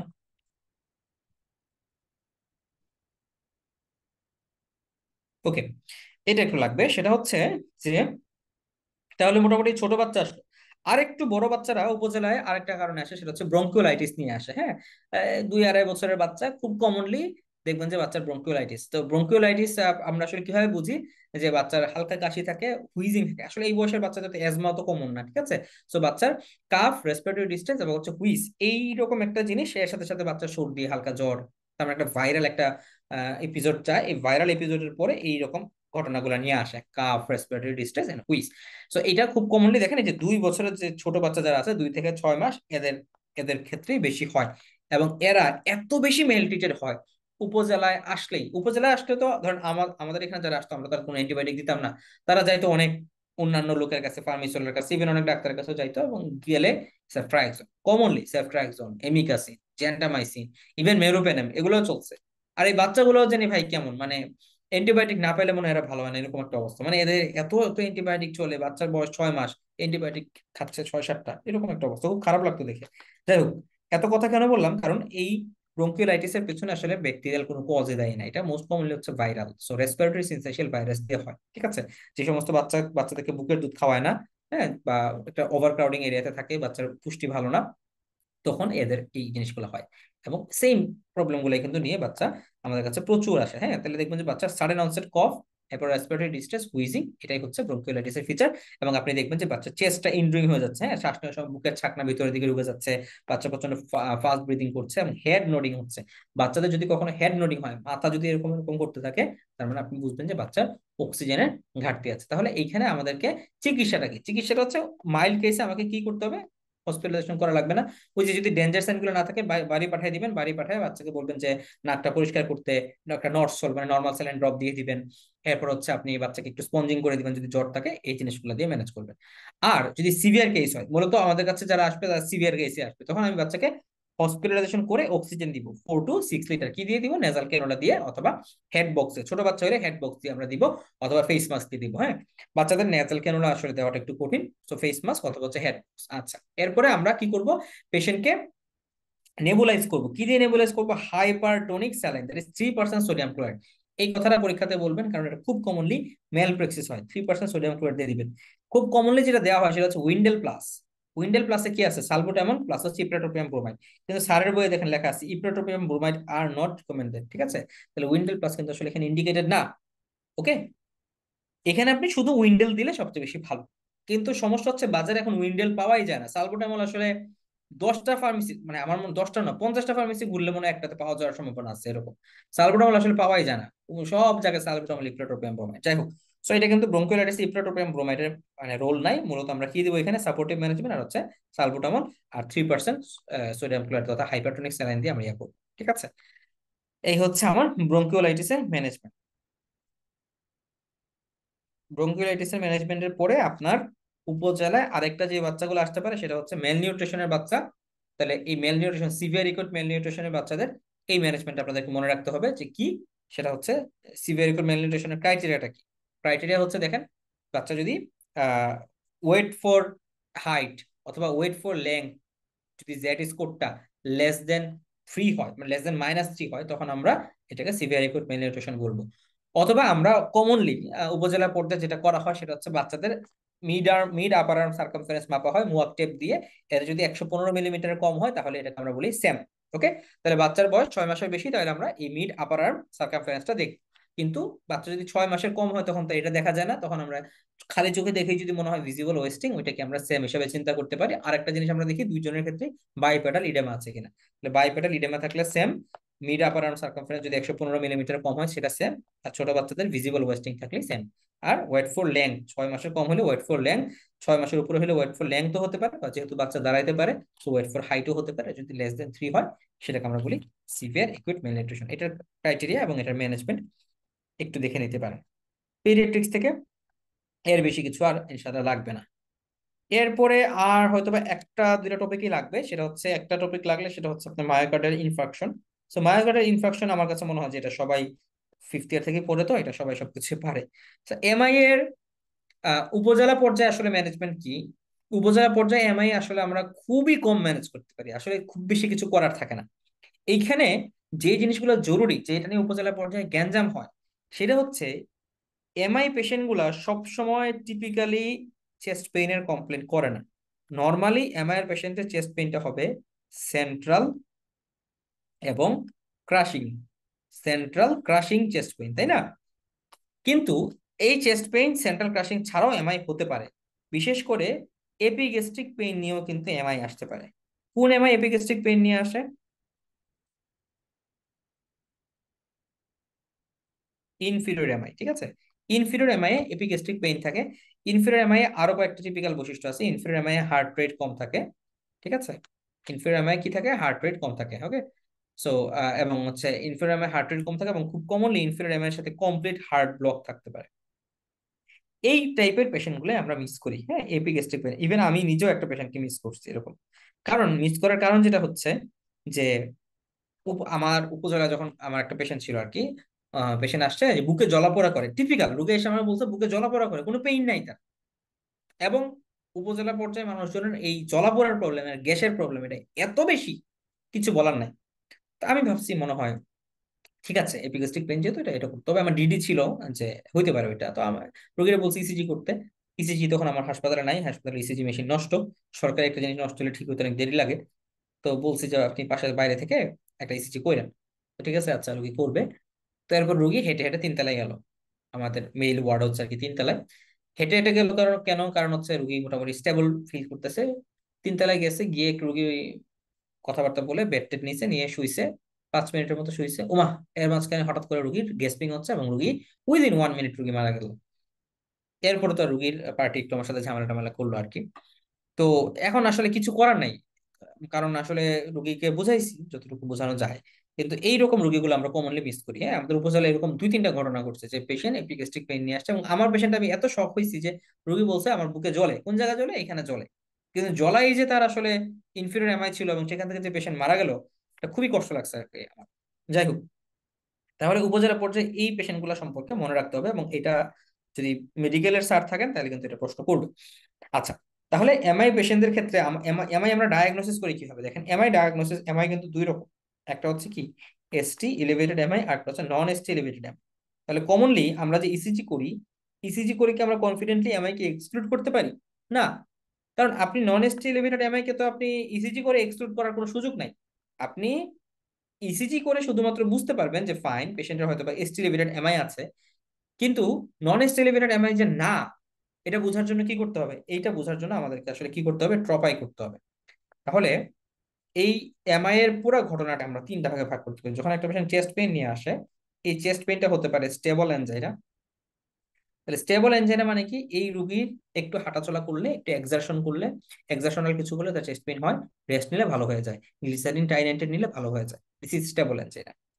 এই অ্যানজাইনাটা যদি রেস্টে থাকে, রেস্টে থাকে এবং হচ্ছে ধরেন গ্লিসারিন টাইনাইটেড দিলে ভালো হয় বাট দেরি লাগে, তখন সেটাকে আমরা বলতে পারি আনস্টেবল অ্যানজাইনা, যে রেস্টেই একটা পেশেন্টের হচ্ছে এবং ফ্রিকোয়েন্ট অ্যাটাক হচ্ছে।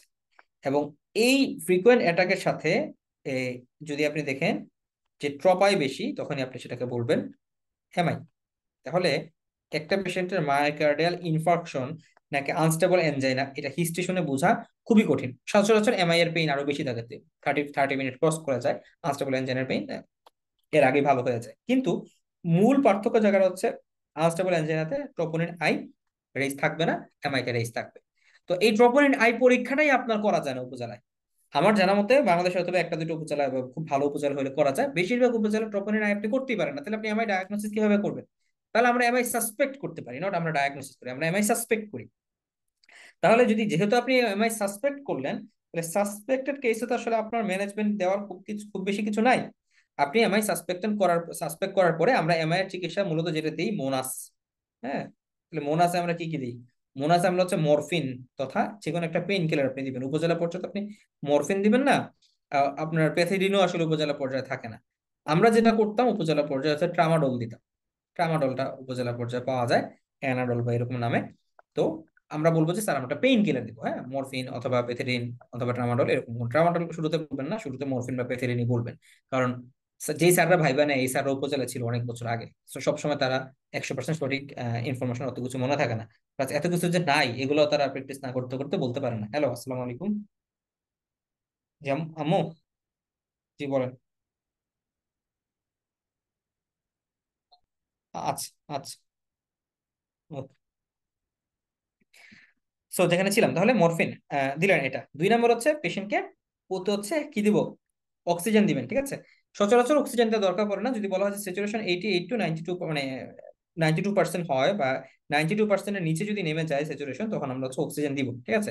উপজেলা পর্যায়ে ভাই কিপটামি করে লাভ নাই। রুগী আসলে অক্সিজেন দিয়ে দিন, অত পন্ডিতি করার কিছু নাই।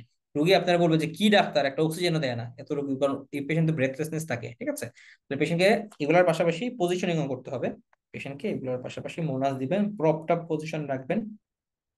প্রপটাপ প্রপটাপ পজিশনে রেখে পেইন কিলার দিলেন, অক্সিজেন দিলেন। এনতে হচ্ছে নাইট্রেট। নাইট্রেট আবার কোন ধরনের ইয়াতে দেওয়া যায় না? যদি পেশেন্টের রাইট ভেন্ট্রিকুলার এমআই হয় তখন আমরা নাইট্রেট দিতে পারি না, কিন্তু এত মেডিসিনের পড়া তো উপজেলায় ঘাটানো যায় না। কারণ আমরা জানি না যে মানে রাইট ভেন্ট্রিকুলার এমআই না লেফট ভেন্ট্রিকুলার এমআই, যেহেতু আমার কাছে কোনো ট্রপাই নাই বা অন্য কোনো ইয়াও নাই, কিছু করার সুযোগ নাই। সাধারণত ইনফিরিয়র এমআই গুলো রাইট ভেন্ট্রিকলকে ধরে, ঠিক আছে। তাহলে যদি পেশেন্টের ব্রেডিকার্ডিয়া থাকে আপনি ইনফিরিয়র এমআই চিন্তা করবেন, ইনফিরিয়র এমআই চিন্তা করলে নাইট্রেট অ্যাভয়েড করবেন। কারণ নাইট্রেট দিলে রাইট ভেন্ট্রিকুলার এমআই আর ওর্সেনিং হয়। ওকে, ইনফিরিয়র এমআই বোঝার উপায় কি? লিড টু 3 এভিএফ এ এসটি এলিভেটেড থাকবে। আচ্ছা, তাহলে আমরা জাস্ট মেইন কথাগুলো মনে রাখি। মরফিন, অক্সিজেন দিব। এতে হচ্ছে আপনি কি দিবেন? অ্যান্টিপ্লেটলেট দিবেন। তাহলে অ্যান্টিপ্লেটলেট হিসেবে কি দেই? অ্যান্টিপ্লেটলেট হিসেবে আমরা এসপিরিন দিব, সাথে হচ্ছে ক্লোপিডোগ্রাল দিব। এসপিরিন, ক্লোপিডোগ্রাল একটা ট্যাবলেট হচ্ছে 75 করে, আপনি হচ্ছে 4টা করে ট্যাবলেট খাওয়াবেন। তার মানে 4টা ট্যাবলেট মানে হচ্ছে 300 মিলিগ্রাম করে আমরা ট্যাবলেট খাওয়াবো। ওকে, 300 মিলিগ্রাম। এরপরে এসতে হচ্ছে স্টেটিন। ওকে, তাহলে এই হচ্ছে আমার উপজেলা পর্যায়ে ম্যানেজমেন্ট। উপজেলা পর্যায়ে রোগীকে একটা পেইন কিলার দিয়ে অক্সিজেন লাগায়ে নাইট্রেটের একটা দুইটা স্প্রে, এক দুই মানে দুইটা স্প্রে দিবেন, 2 পাফ স্প্রে দিবেন। দিয়ে 2 পাফ বা 1 পাফ স্প্রে দেওয়ার পরে এরপর একটা অ্যান্টিপ্লেটলেট এসপিরিন ক্লোপিডোগ্রাল দিয়ে স্ট্যাটিন দিয়ে রোগীকে হচ্ছে রেফার করে দিবেন, শেষ। অতটুকু উপজেলা পর্যায়ে আপনার এমআই এর ম্যানেজমেন্ট। কারণ কি? কেন রেফার করবো? কারণ এখানে রেফার করাটা সঠিক চিকিৎসা। কেন রেফার করবেন? স্যার যদি বলে যে কেন রেফার করতেছেন উপজেলা পর্যায়ে রোগীকে, কারণ স্যার উইদিন 120 মিনিট যদি পেশেন্ট ইয়াতে পৌঁছতে পারে কোন একটা টার্সিয়ারি সেন্টারে বা আমাদের হ্যাঁ টার্সিয়ারি সেন্টারের কথা বলবো, টার্সিয়ারি সেন্টার যদি পৌঁছতে পারে সেক্ষেত্রে পারকিউটিনিয়াস করোনারি ইন্টারভেনশন করার সুযোগ আছে, যেটা 120 মিনিটের মধ্যে করলে সবচেয়ে ভালো রেজাল্ট দেখা যায়। ওকে, তাহলে 2 ঘন্টার মধ্যে, 2 ঘন্টার ইম্পর্টেন্সটা কি? 2 ঘন্টার মধ্যে গেলে রোগীর পিসিআই করা সম্ভব।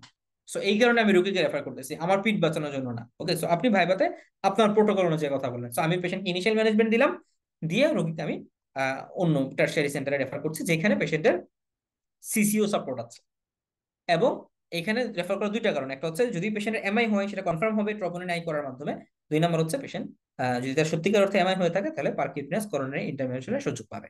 আর আমার কাজ তো আমি করেই দিলাম। সো এটা হচ্ছে এমআই এর ম্যানেজমেন্ট। ঠিক একইভাবে যদি আপনার পেশেন্ট আসে যে স্ট্রোক, তাহলে স্ট্রোকের পেশেন্টের ক্ষেত্রেও কিন্তু আমার একই রকম ম্যানেজমেন্টের দিকে চিন্তা করতে হবে। স্ট্রোকের পেশেন্ট ইউজুয়ালি আসলো যে একটা হাত বা একটা পা দুর্বল। সো স্ট্রোকের পেশেন্ট তো আসলে কিছুই করার নাই, আপনি তো এমআই পেশেন্টে তাও কিছু করার আছে। কারণ স্ট্রোকের পেশেন্ট আপনি তো সিটি স্ক্যান করা ছাড়া কোনো ট্রিটমেন্ট অ্যাপ্রোচে আগাইতে পারছেন না।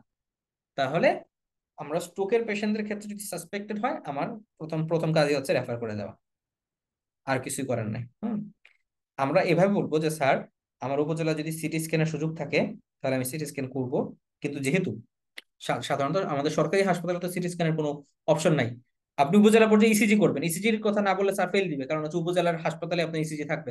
কিন্তু আপনার উপজেলা হাসপাতালের মডেলে তো সিটি স্ক্যানের কথা লেখা নাই। তাহলে প্রাইভেটলি আপনি সিটি স্ক্যান কোথা থেকে করবেন? প্রাইভেটের উপর তো আপনি ডিপেন্ড করবেন না, ঠিক আছে? তো আপনি বলবেন যে স্যার, আহ, আমার উপজেলায় যদি সিটি স্ক্যানের অন্য কোনো রকম সুযোগ থাকে সেক্ষেত্রে আমি সিটি স্ক্যান করে ইসকেমিক স্ট্রোক আলাদা করবো, ইসকেমিক না হেমোরেজিক। আর যদি স্যার সিটি স্ক্যান সুযোগ না থাকে আমি সরাসরি পেশেন্টকে রেফার করে দিব। কেন রেফার করে দিব? রেফার করার কারণ হচ্ছে আমি যদি 4.5 ঘন্টার মধ্যে রেফার করতে পারি এবং পেশেন্টের যদি ইসকেমিক স্ট্রোক হয়, তখন কি করতে পারি আমরা 4.5 ঘন্টার মধ্যে হইলে? আমরা থ্রম্বোলাইসিস করতে পারি, ঠিক আছে? এটা একদম ডেফিনেটিভ ম্যানেজমেন্ট, থ্রম্বোলাইসিস। ওকে, তাহলে আমি মূলত এই জন্য পেশেন্টকে রেফার করছি, কারণ আমি সিটি স্ক্যান ছাড়া আমি বুঝতে পারবো না পেশেন্টের কি হেমোরেজিক স্ট্রোক না ইসকেমিক স্ট্রোক।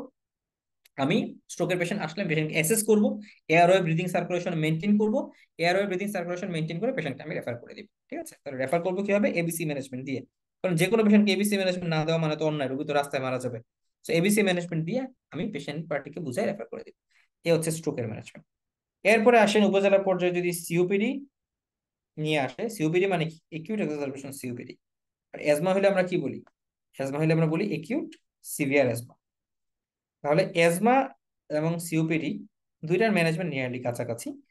জাস্ট এজমাতে আমাদের মূল ফোকাস কি থাকে? এজমার মূল কারণ হচ্ছে মানে হাইপার রেসপন্সিভনেস। যেহেতু ইমিউন ইমিউন হাইপার রেসপন্সিভনেস থাকে, এজমাতে আমাদের মূল চিকিৎসা হচ্ছে স্টেরয়েড। স্টেরয়েডের সাথে আপনি ইনিশিয়ালি দিবেন short acting beta two agonist, যেমন হচ্ছে আমরা বর্তমানে যেরকম বুডেসোনাইড, সাথে ধরেন সালবুটামল, ঠিক আছে? এরপর যদি কাজ না হয় তখন আপনি long acting beta two agonist দিতে পারেন, অথবা আপনি লং অ্যাক্টিং মাস্কারিনিক অ্যান্টাগনিস্ট দিতে পারেন, হ্যাঁ, অথবা আপনি লিউকোট্রিয়েন রিসেপ্টর অ্যান্টাগনিস্ট দিতে পারেন, দ্যাট মিনস হচ্ছে আমার মন্টেলুকাস্ট। এইভাবে আমরা দিই। তাহলে এজমার ম্যানেজমেন্টে স্যার যে কথাটা জানতে চাইবে যে একিউট সিভিয়ার এজমাতে আসলে আমরা কি দিব? আমরা পেশেন্টকে স্টেরয়েড দিব, সাথে আমরা পেশেন্টকে ইনহেলার দিব। ইনহেলার কি দিব? ইনহেলার হচ্ছে long acting beta two agonist. Long acting beta two এগোনিস্টের সাথে যে আইসিএস মিক্স থাকে সেই ইনহেলারটা আমরা দিব। তার মানে এই স্টেরয়েডটা দ্যাট মিনস হচ্ছে আমরা দিব আইভি কর্টিসন। আমরা কি করি? পেশেন্ট আসলে ইনজেকশন কর্টিসন দেই, সো আইভি হাইড্রোকর্টিসন দিব। এর সাথে হচ্ছে আইসিএস প্লাস লাভা। এটা হচ্ছে বর্তমানে চয়েস অফ ড্রাগ, ঠিক আছে?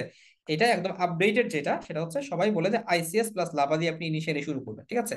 এর সাথে সাথে short acting beta two agonist বা long acting muscarinic antagonist, leukotriene receptor antagonist, এগুলো হচ্ছে স্টেপ বাই স্টেপ থেরাপিতে দিব। তাহলে একিউট সিভিয়ার অ্যাজমার পেশেন্ট আসলে আমি প্রথমে পেশেন্টকে অ্যানালাইসিস করব, এক্সামিনেশন করব, পরে আমি তার অ্যাজমার সিভিয়ারিটি বুঝবো।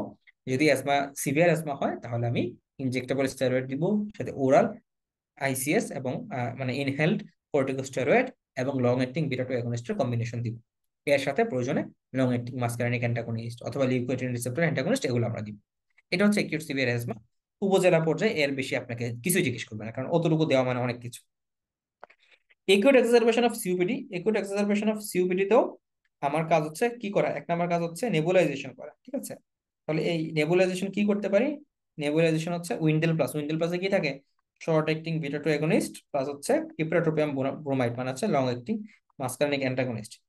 এটা হচ্ছে একটা নেবুলাইজেশন করি। দুই নাম্বার আমরা কি করি? দুই নাম্বার হচ্ছে আইভি স্টেরয়েড দিই। আইভি স্টেরয়েড কোনটা আমাদের চয়েস? সেটা হচ্ছে হাইড্রোকোর্টিসন। সো কটসন, সহজ কথায় কটসন না লিখে আপনাদের পরীক্ষাতে ভুলভাল বলে ফেলবেন। পরীক্ষায় বলবেন হাইড্রোকোর্টিসন, হাইড্রোকোর্টিসন। এবং এর সাথে নেবুলাইজেশন হাইড্রোকোর্টিসন দেওয়ার সাথে যদি এরপর যদি পেশেন্ট ভালো না হয় তখন আমাদের নেক্সট স্টেপ আমরা দিতে পারি হচ্ছে ডক্সোফাইলিন, থিওফাইলিন, ঠিক আছে? এবং এর এর এর পাশাপাশি কি বলবেন যে পেশেন্টের যদি স্যাচুরেশন কম থাকে, স্যাচুরেশন আমার টার্গেট হচ্ছে 88 to 92%। যদি এর নিচে কমে যায়, 88%-এর নিচে যদি চলে আসে স্যাচুরেশন, তখন আমরা কি করব? তখন আমাদের কাজ হচ্ছে লো ফ্লো অক্সিজেন। লো ফ্লো অক্সিজেন, লো ফ্লো অক্সিজেন বলতে কতটুকু আমরা বুঝি? 4 to 6 লিটার। 4 to 6 লিটার আমরা কি দিয়ে দিব? আমরা নেজাল ক্যানুলা দিয়ে 4 to 6 লিটার দিব। কারণ নেজাল ক্যানুলা দিয়ে কতটুকু অক্সিজেন দেওয়া যায়? নেজাল ক্যানুলা দিয়ে আপ টু 5 লিটার পর্যন্ত আমরা অক্সিজেন ইজিলি দিতে পারি। ওকে, সো 4 to 6 লিটার অক্সিজেন আমরা নেজাল ক্যানুলা দিয়ে দিব। যদি রোগী নেজাল ক্যানুলা না নিতে পারে তাহলে আপনি অন্য কিছু দিয়ে দিলেন। তাহলে এটাই হচ্ছে মূলত আমাদের ইয়ে। এবং পেশেন্টকে আপনি কাউন্সিলিং কি করবেন? পেশেন্ট জন্য কাউন্সিলিং এর দুইটা কথা। একটা হচ্ছে কাউন্সিলিং, এক নম্বর হচ্ছে স্মোকিং করা যাবে না। এই রোগীর প্রচন্ড রকম স্মোকিং করে, এবং স্মোকিং অথবা ইনডোর পলিউশন, গ্রামের মহিলারা লাকড়ি দিয়ে যারা রান্না করে তাদের ক্ষেত্রেও কিন্তু সিওপিডি হতে পারে। তাহলে স্মোকিং অথবা ইনডোর পলিউশন করা যাবে না। আর 2 নম্বর কথা কি হচ্ছে, ভ্যাকসিনেশন নিতে হবে। যদিও ভ্যাকসিনেশন আসলে গ্রামে পাওয়া যায় না, তারপরেও রোগীদের জন্য ফ্রিকোয়েন্ট এক্সারবেশন না হয় সেই জন্য আমরা একটা ভ্যাকসিনেশন দিব। কি ভ্যাকসিনেশন দিব? আমরা হচ্ছে ইনফ্লুয়েঞ্জা ভ্যাকসিনেশন দিব, এবং হচ্ছে নিউমোকক্কাল কনজুগেট ভ্যাকসিনেশন আমরা দিব। তাহলে এই হচ্ছে acute exacerbation, COPD, asthma management. তাহলে আমরা মোটামুটি সবই পড়াই ফেললাম। আর একটা ম্যানেজমেন্ট যদি পড়াই তাহলে আমাদের সবকিছু ইনশাল্লাহ শেষ। Common management. আরেকটা ম্যানেজমেন্ট হচ্ছে যেটা এখন মহামারী, স্কিনের ডিজিজ। বলেন তো কোন ডিজিজ এখন মহামারী? এটাও কিন্তু ধরতেছে, নিউজও হয়েছে কদিন আগে।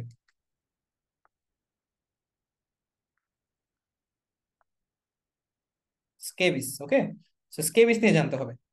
স্কেবিস নিয়ে কি জানতে হবে? স্কেবিস কিভাবে হয়, কোথায় হয়, লক্ষণ কি, এগুলো আপনারা জানেন মোটামুটি। সব খুব বেশি বলার কিছু নাই। যে স্কেবিসের, তাহলে স্কেবিসের অর্গানিজম কি? সার্কোপটিস স্কেবি। কি হয়? চামড়ার নিচে বারো করে বারো করে এক জায়গা থেকে আরেক জায়গায় ছড়ায় যায়। কাদের হয়? ওভার ক্রাউডেড এরিয়াতে যারা থাকে, যারা শেয়ার্ড ক্লথিং ইউজ করে, এগুলোর মাধ্যমে ছড়াতে পারে। তাহলে স্কেবিসের ম্যানেজমেন্টের মধ্যে আপনাকে জাস্ট ওটাই জিজ্ঞেস করবে যে রোগীর কাউন্সিলিং কিভাবে করবেন, চিকিৎসা কি দিবেন। তাহলে চিকিৎসার ক্ষেত্রে, চিকিৎসা স্কেবিসের চিকিৎসাতে আমাদের উপজেলা পর্যায়ে নর্মালি আমরা যেটা দিয়ে থাকি সেটা হচ্ছে, মানে স্কেবিসের মূল চিকিৎসা হচ্ছে আমরা এই বেনজাইল বেনজোয়েট বেনজাইল বেনজোয়েট নামের একটা ইয়া পাওয়া যায়, লোশন পাওয়া যায়। এইটা দেখবেন যে বাজারে অন্য জায়গায় পাওয়া যায় না। বেনজাইল বেনজোয়েটের সরকারি সাপ্লাই আছে। তাহলে আপনি বললে, যখন এই ড্রাগটার নাম বলবেন তখন স্যাররা খুশি হয়ে যাবে, বলবেন যে স্যার আমাদের সরকারি গভর্নমেন্টের ইডিসিএল কর্তৃক যেই, ইডিসিএল মানে essentials drug drug company limited, ওইখান থেকে যেই বেনজাইল বেনজোয়েট যেটা সাপ্লাই দেওয়া হয় সেটা আমরা পেশেন্ট থেকে দিতে পারি। তো বেনজাইল বেনজোয়েট দেওয়ার যে আদর্শ সিস্টেম, যেটা হচ্ছে মানে বেশ কয়েকটা স্টাডি, রিসার্চ স্টাডিতে আসছে, সেটা হচ্ছে এরকম যে আপনি, এটা আমি একটা ভিডিও আপনাদেরকে দিয়ে দিব, এটা আমার একটা ভিডিও করা আছে। যে মানে নিয়মটা হচ্ছে এরকম যে দিনে লাগাবেন, এটা 24 ঘন্টায় রাখবেন। এইভাবে করে 72 ঘন্টা পর্যন্ত রাখতে হবে। মানে আজকে দিনে লাগাইলেন, দিনে বা যখন আপনি নিলেন রাতের বেলা, ধরুন রাত 8টার সময় লাগাইলেন, কালকে সকাল 8টা 9টার দিকে আপনি গোসল করলেন। গোসল করে আবার আপনি লাগাবেন, এটা সারাদিন রাখবেন, রেখে পরের দিন আবার গোসল করবেন। এভাবে করে টানা 3 দিন, বলা হয়েছে যদি 72 ঘন্টা রাখতে পারে, 72 ঘন্টা রাখতে পারলে এটা রেসপন্স সবচেয়ে ভালো। এবং 1 সপ্তাহ পরে সেটা আবার একইভাবে রাখবে। এটা হচ্ছে একটা সিস্টেম। আবার কমনলি ট্রেডিশনালি আমাদের স্যাররা ব্যবহার করে, মানে স্যাররা যেভাবে অন্য ওষুধ দেয়, যেমন আমরা যেটা পারমেথ্রিন কি যেভাবে দিই, অনেকে আবার এটাকে এইভাবে প্রেসক্রাইব করে। কিন্তু আমি এটা অনলাইনে দেখলাম যে হচ্ছে এটা আপনার মানে মূলত রিসার্চ স্টাডি বলে, যে রিসার্চ অ্যানালাইসিস গুলো বলেছে এটা এইভাবে ব্যবহার করার জন্য। ঠিক আছে। আর কমনলি আমি দেখেছি যে এটা ব্যবহার হয় যেভাবে পারমেথ্রিনের মতো, মানুষ সেম ভাবে ব্যবহার করে। তো পারমেথ্রিন ক্রিম গুলা বা পারমেথ্রিন প্রোটামিডন যে কম্বিনেশনের যে ক্রিম গুলো আছে, এটা মানুষ কিভাবে ব্যবহার করে? এটা ব্যবহারের নিয়ম হচ্ছে, এটা যে পেশেন্টকে আমরা বলবো যে আজকে আপনি রাতে 8টা বা 9টার দিকে আপনি কি করবেন, আহ সারা শরীরে আপনার সারা শরীরের সব সব জায়গায় খুব ভালো করে তেল যেভাবে মাখেন এভাবে ডলে ডলে আস্ত একটা বোতল আপনার সারা শরীরে লাগাবেন। আপনার ফ্যামিলির প্রত্যেককে আস্ত একটা করে বোতল সারা শরীরে লাগাতে হবে। যদি বাচ্চাদের হয়ে থাকে বাচ্চাদেরও লাগাতে হবে, আপনার পরিবারের প্রত্যেকটা সদস্য বাচ্চাকে সহ ইনক্লুড করে ফোকাস করে বলতে হবে। অনেক সময় অনেকে ভাবে যে আরে এত বড় লোশন, এত পাওয়ারফুল লোশন বাচ্চারা না হয় না লাগাই না। আপনাকে বলতে হবে যে আপনার পরিবারের যতজন সদস্য আছে প্রত্যেকের জন্য একটা করে বোতল নিয়ে যাবেন। রাত 8টার সময় একটা এই বোতলের সমস্তটুকু ওষুধ আপনার সারা গায়ে ডলে ডলে ঠিক মতো লাগাবেন, শরীরের প্রত্যেকটা জায়গায়, মুখ ব্যতীত। ঠিক আছে। এবং লাগানোর পরে সারা রাত লেখে রেখে সকালবেলায় গোসল করবেন। গোসল করার পরে 1 সপ্তাহ পরে একই নিয়মে আপনি আবার এটা ব্যবহার করবেন। ঠিক আছে। এবং আপনার বাড়ির ব্যবহার্য সমস্ত কাপড়, তোয়ালে, আপনার বিছানার চাদর ইত্যাদি জিনিসপত্র গরম পানিতে ধুবেন, রোদে শুকাবেন, অথবা যদি রোদে না শুকাতে পারে তাহলে ইস্ত্রি করবেন। তাহলে এই কথাগুলো আপনারা ইনশাল্লাহ বলবেন। তাহলে প্রথমে কি বললাম, যে কখন লাগাবেন? রাতে লাগাবেন, রাত থেকে সকাল পর্যন্ত রাখবেন, তারপর নিয়ারলি 12 ঘন্টা তিনি রাখবেন। হ্যাঁ, 12 ঘন্টা। দুই দুই নাম্বার কথা হচ্ছে 12 ঘন্টা রাখার পরে 1 সপ্তাহ পরে এটা আবার ব্যবহার করবে। এই হচ্ছে আপনার 2 নম্বর পয়েন্ট। 3 নম্বর কথা হচ্ছে যে এটা সকলে ব্যবহার করবে, সকলে একটা একটা পূর্ণ বোতল, হ্যাঁ, বা একটা পূর্ণ ডিবি বা পূর্ণ বোতল ব্যবহার করবে, প্রত্যেকে আলাদা আলাদা করে।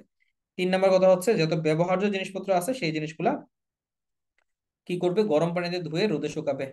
গরম পানিতে ধুয়ে রোদে শুকাবে অথবা ইস্ত্রি করবে। 4 নাম্বার হচ্ছে প্রত্যেকে আলাদা কাপড় ব্যবহার করবে, ঠিক আছে। এবং যাদের যাদের এই রোগ আছে তাদের থেকে দূরে থাকবেন।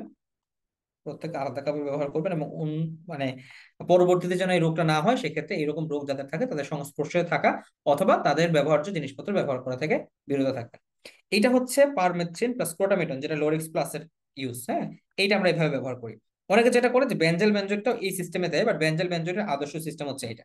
তো পরীক্ষাতে যদি আপনাকে স্কেবিসের ইউজ জিজ্ঞেস করে, আপনি 1 নম্বরে যেটা বলবেন, আপনি বলবেন স্যার আমরা পেশেন্টকে দিব হচ্ছে পারমেথ্রিন ক্রিম অথবা পারমেথ্রিন কোটামিটন। যদি পারমেথ্রিন ক্রিমে কাজ না হয় পারমেথ্রিন কোটামিটন কম্বিনেশন আমরা দিব, এই সিস্টেমে দিব। এছাড়া স্যার আমাদের দেশে যে বেঞ্জাল বেঞ্জয়েড পাওয়া যায় সেটাকেও আমরা রোগীকে ব্যবহার করতে বলতে পারি। তাহলে আপনি কি করলেন, আপনি যে কোনো কনফিউশন এড়াই গেলেন।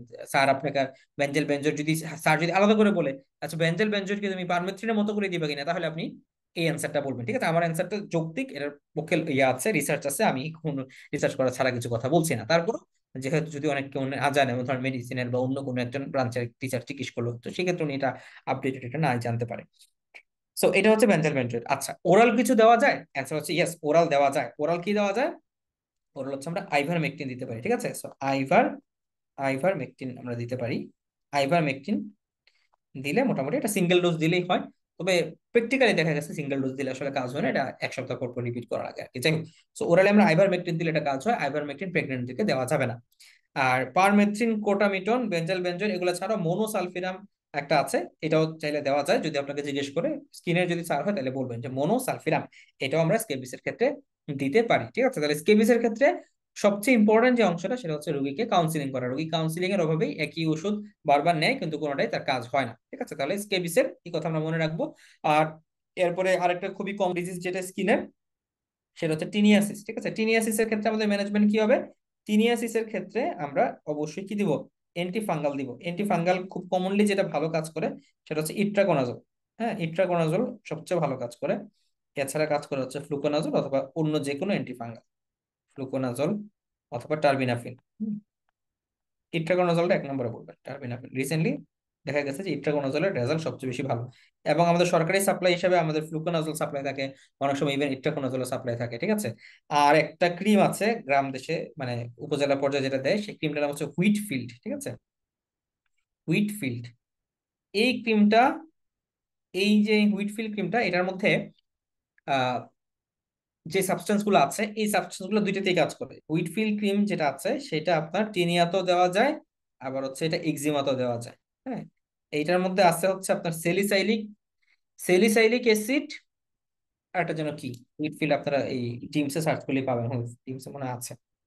কিন্তু এটা এটা মানে এই ভালো ওষুধগুলো হুইটফিল্ড দুর্দান্ত কাজ করে, কিন্তু এটা আপনি দেখবেন যে ইয়াতে পাওয়া যায় না।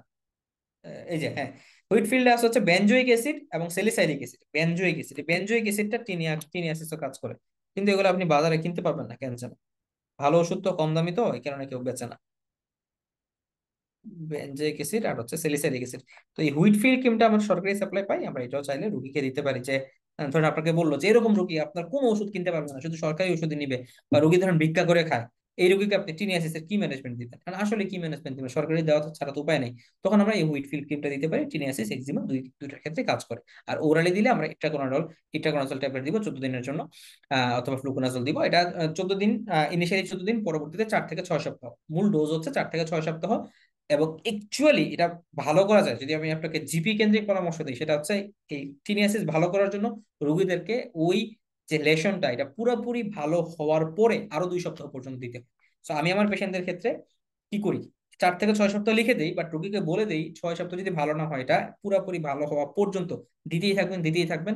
পুরো ভালো হওয়ার পরে চামড়া নর্মাল হওয়ার পর পর্যন্ত আরো 2 সপ্তাহ দিবেন, এরপর এটা ভালো হয়। ঠিক আছে, তো বিশেষ ভাইভাতে আপনাকে সর্বোচ্চ এইগুলো জিজ্ঞেস করতে পারে, কারণ এগুলো তো সরকারি সাপ্লাই আছে। তো এই জিনিসগুলো সম্পর্কে আপনার ধারণা আছে কিনা, আর স্কেবিসের ম্যানেজমেন্টটা জানেন কিনা, অতটুকু আপনাকে ধরবে। এছাড়া ইনশাল্লাহ আর কমন ম্যানেজমেন্ট নাই। আশা করি ইনশাল্লাহ এরপর যদি কোনো প্রশ্ন থাকেও বা প্রশ্ন যদি করে, সেটা ইনশাল্লাহ আপনারা আপনাদের এক্সপিরিয়েন্স থেকে অ্যান্সার করতে পারবেন। স্টিল আপনাদের যদি অন্য কোনো ম্যানেজমেন্ট নিয়ে প্রশ্ন থাকে আপনারা গ্রুপে ইনশাল্লাহ জানাতে পারেন। হ্যাঁ, আমি দরকার নেক্সট ক্লাসের সাথে আলোচনা করে দিব। আজকে তো রাত হয়ে গেল বেশি, আমি আজকে আর আলোচনা না বাড়াই, ওকে? আর আজকের আলোচনার উপর কোনো প্রশ্ন থাকলে বলেন, আমি ইনশাল্লাহ অ্যান্সার করে দিই।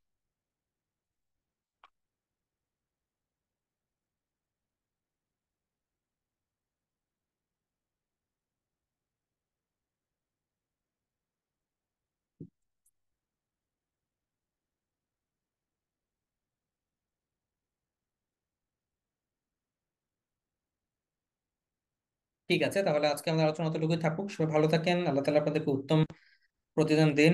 আপনাদের যে জ্ঞান সেটা আরো বৃদ্ধি করে দিন, আপনাদের জ্ঞানকে উম্মার কল্যাণে ব্যবহার করুন। আসসালামু আলাইকুম, আল্লাহ হাফিজ।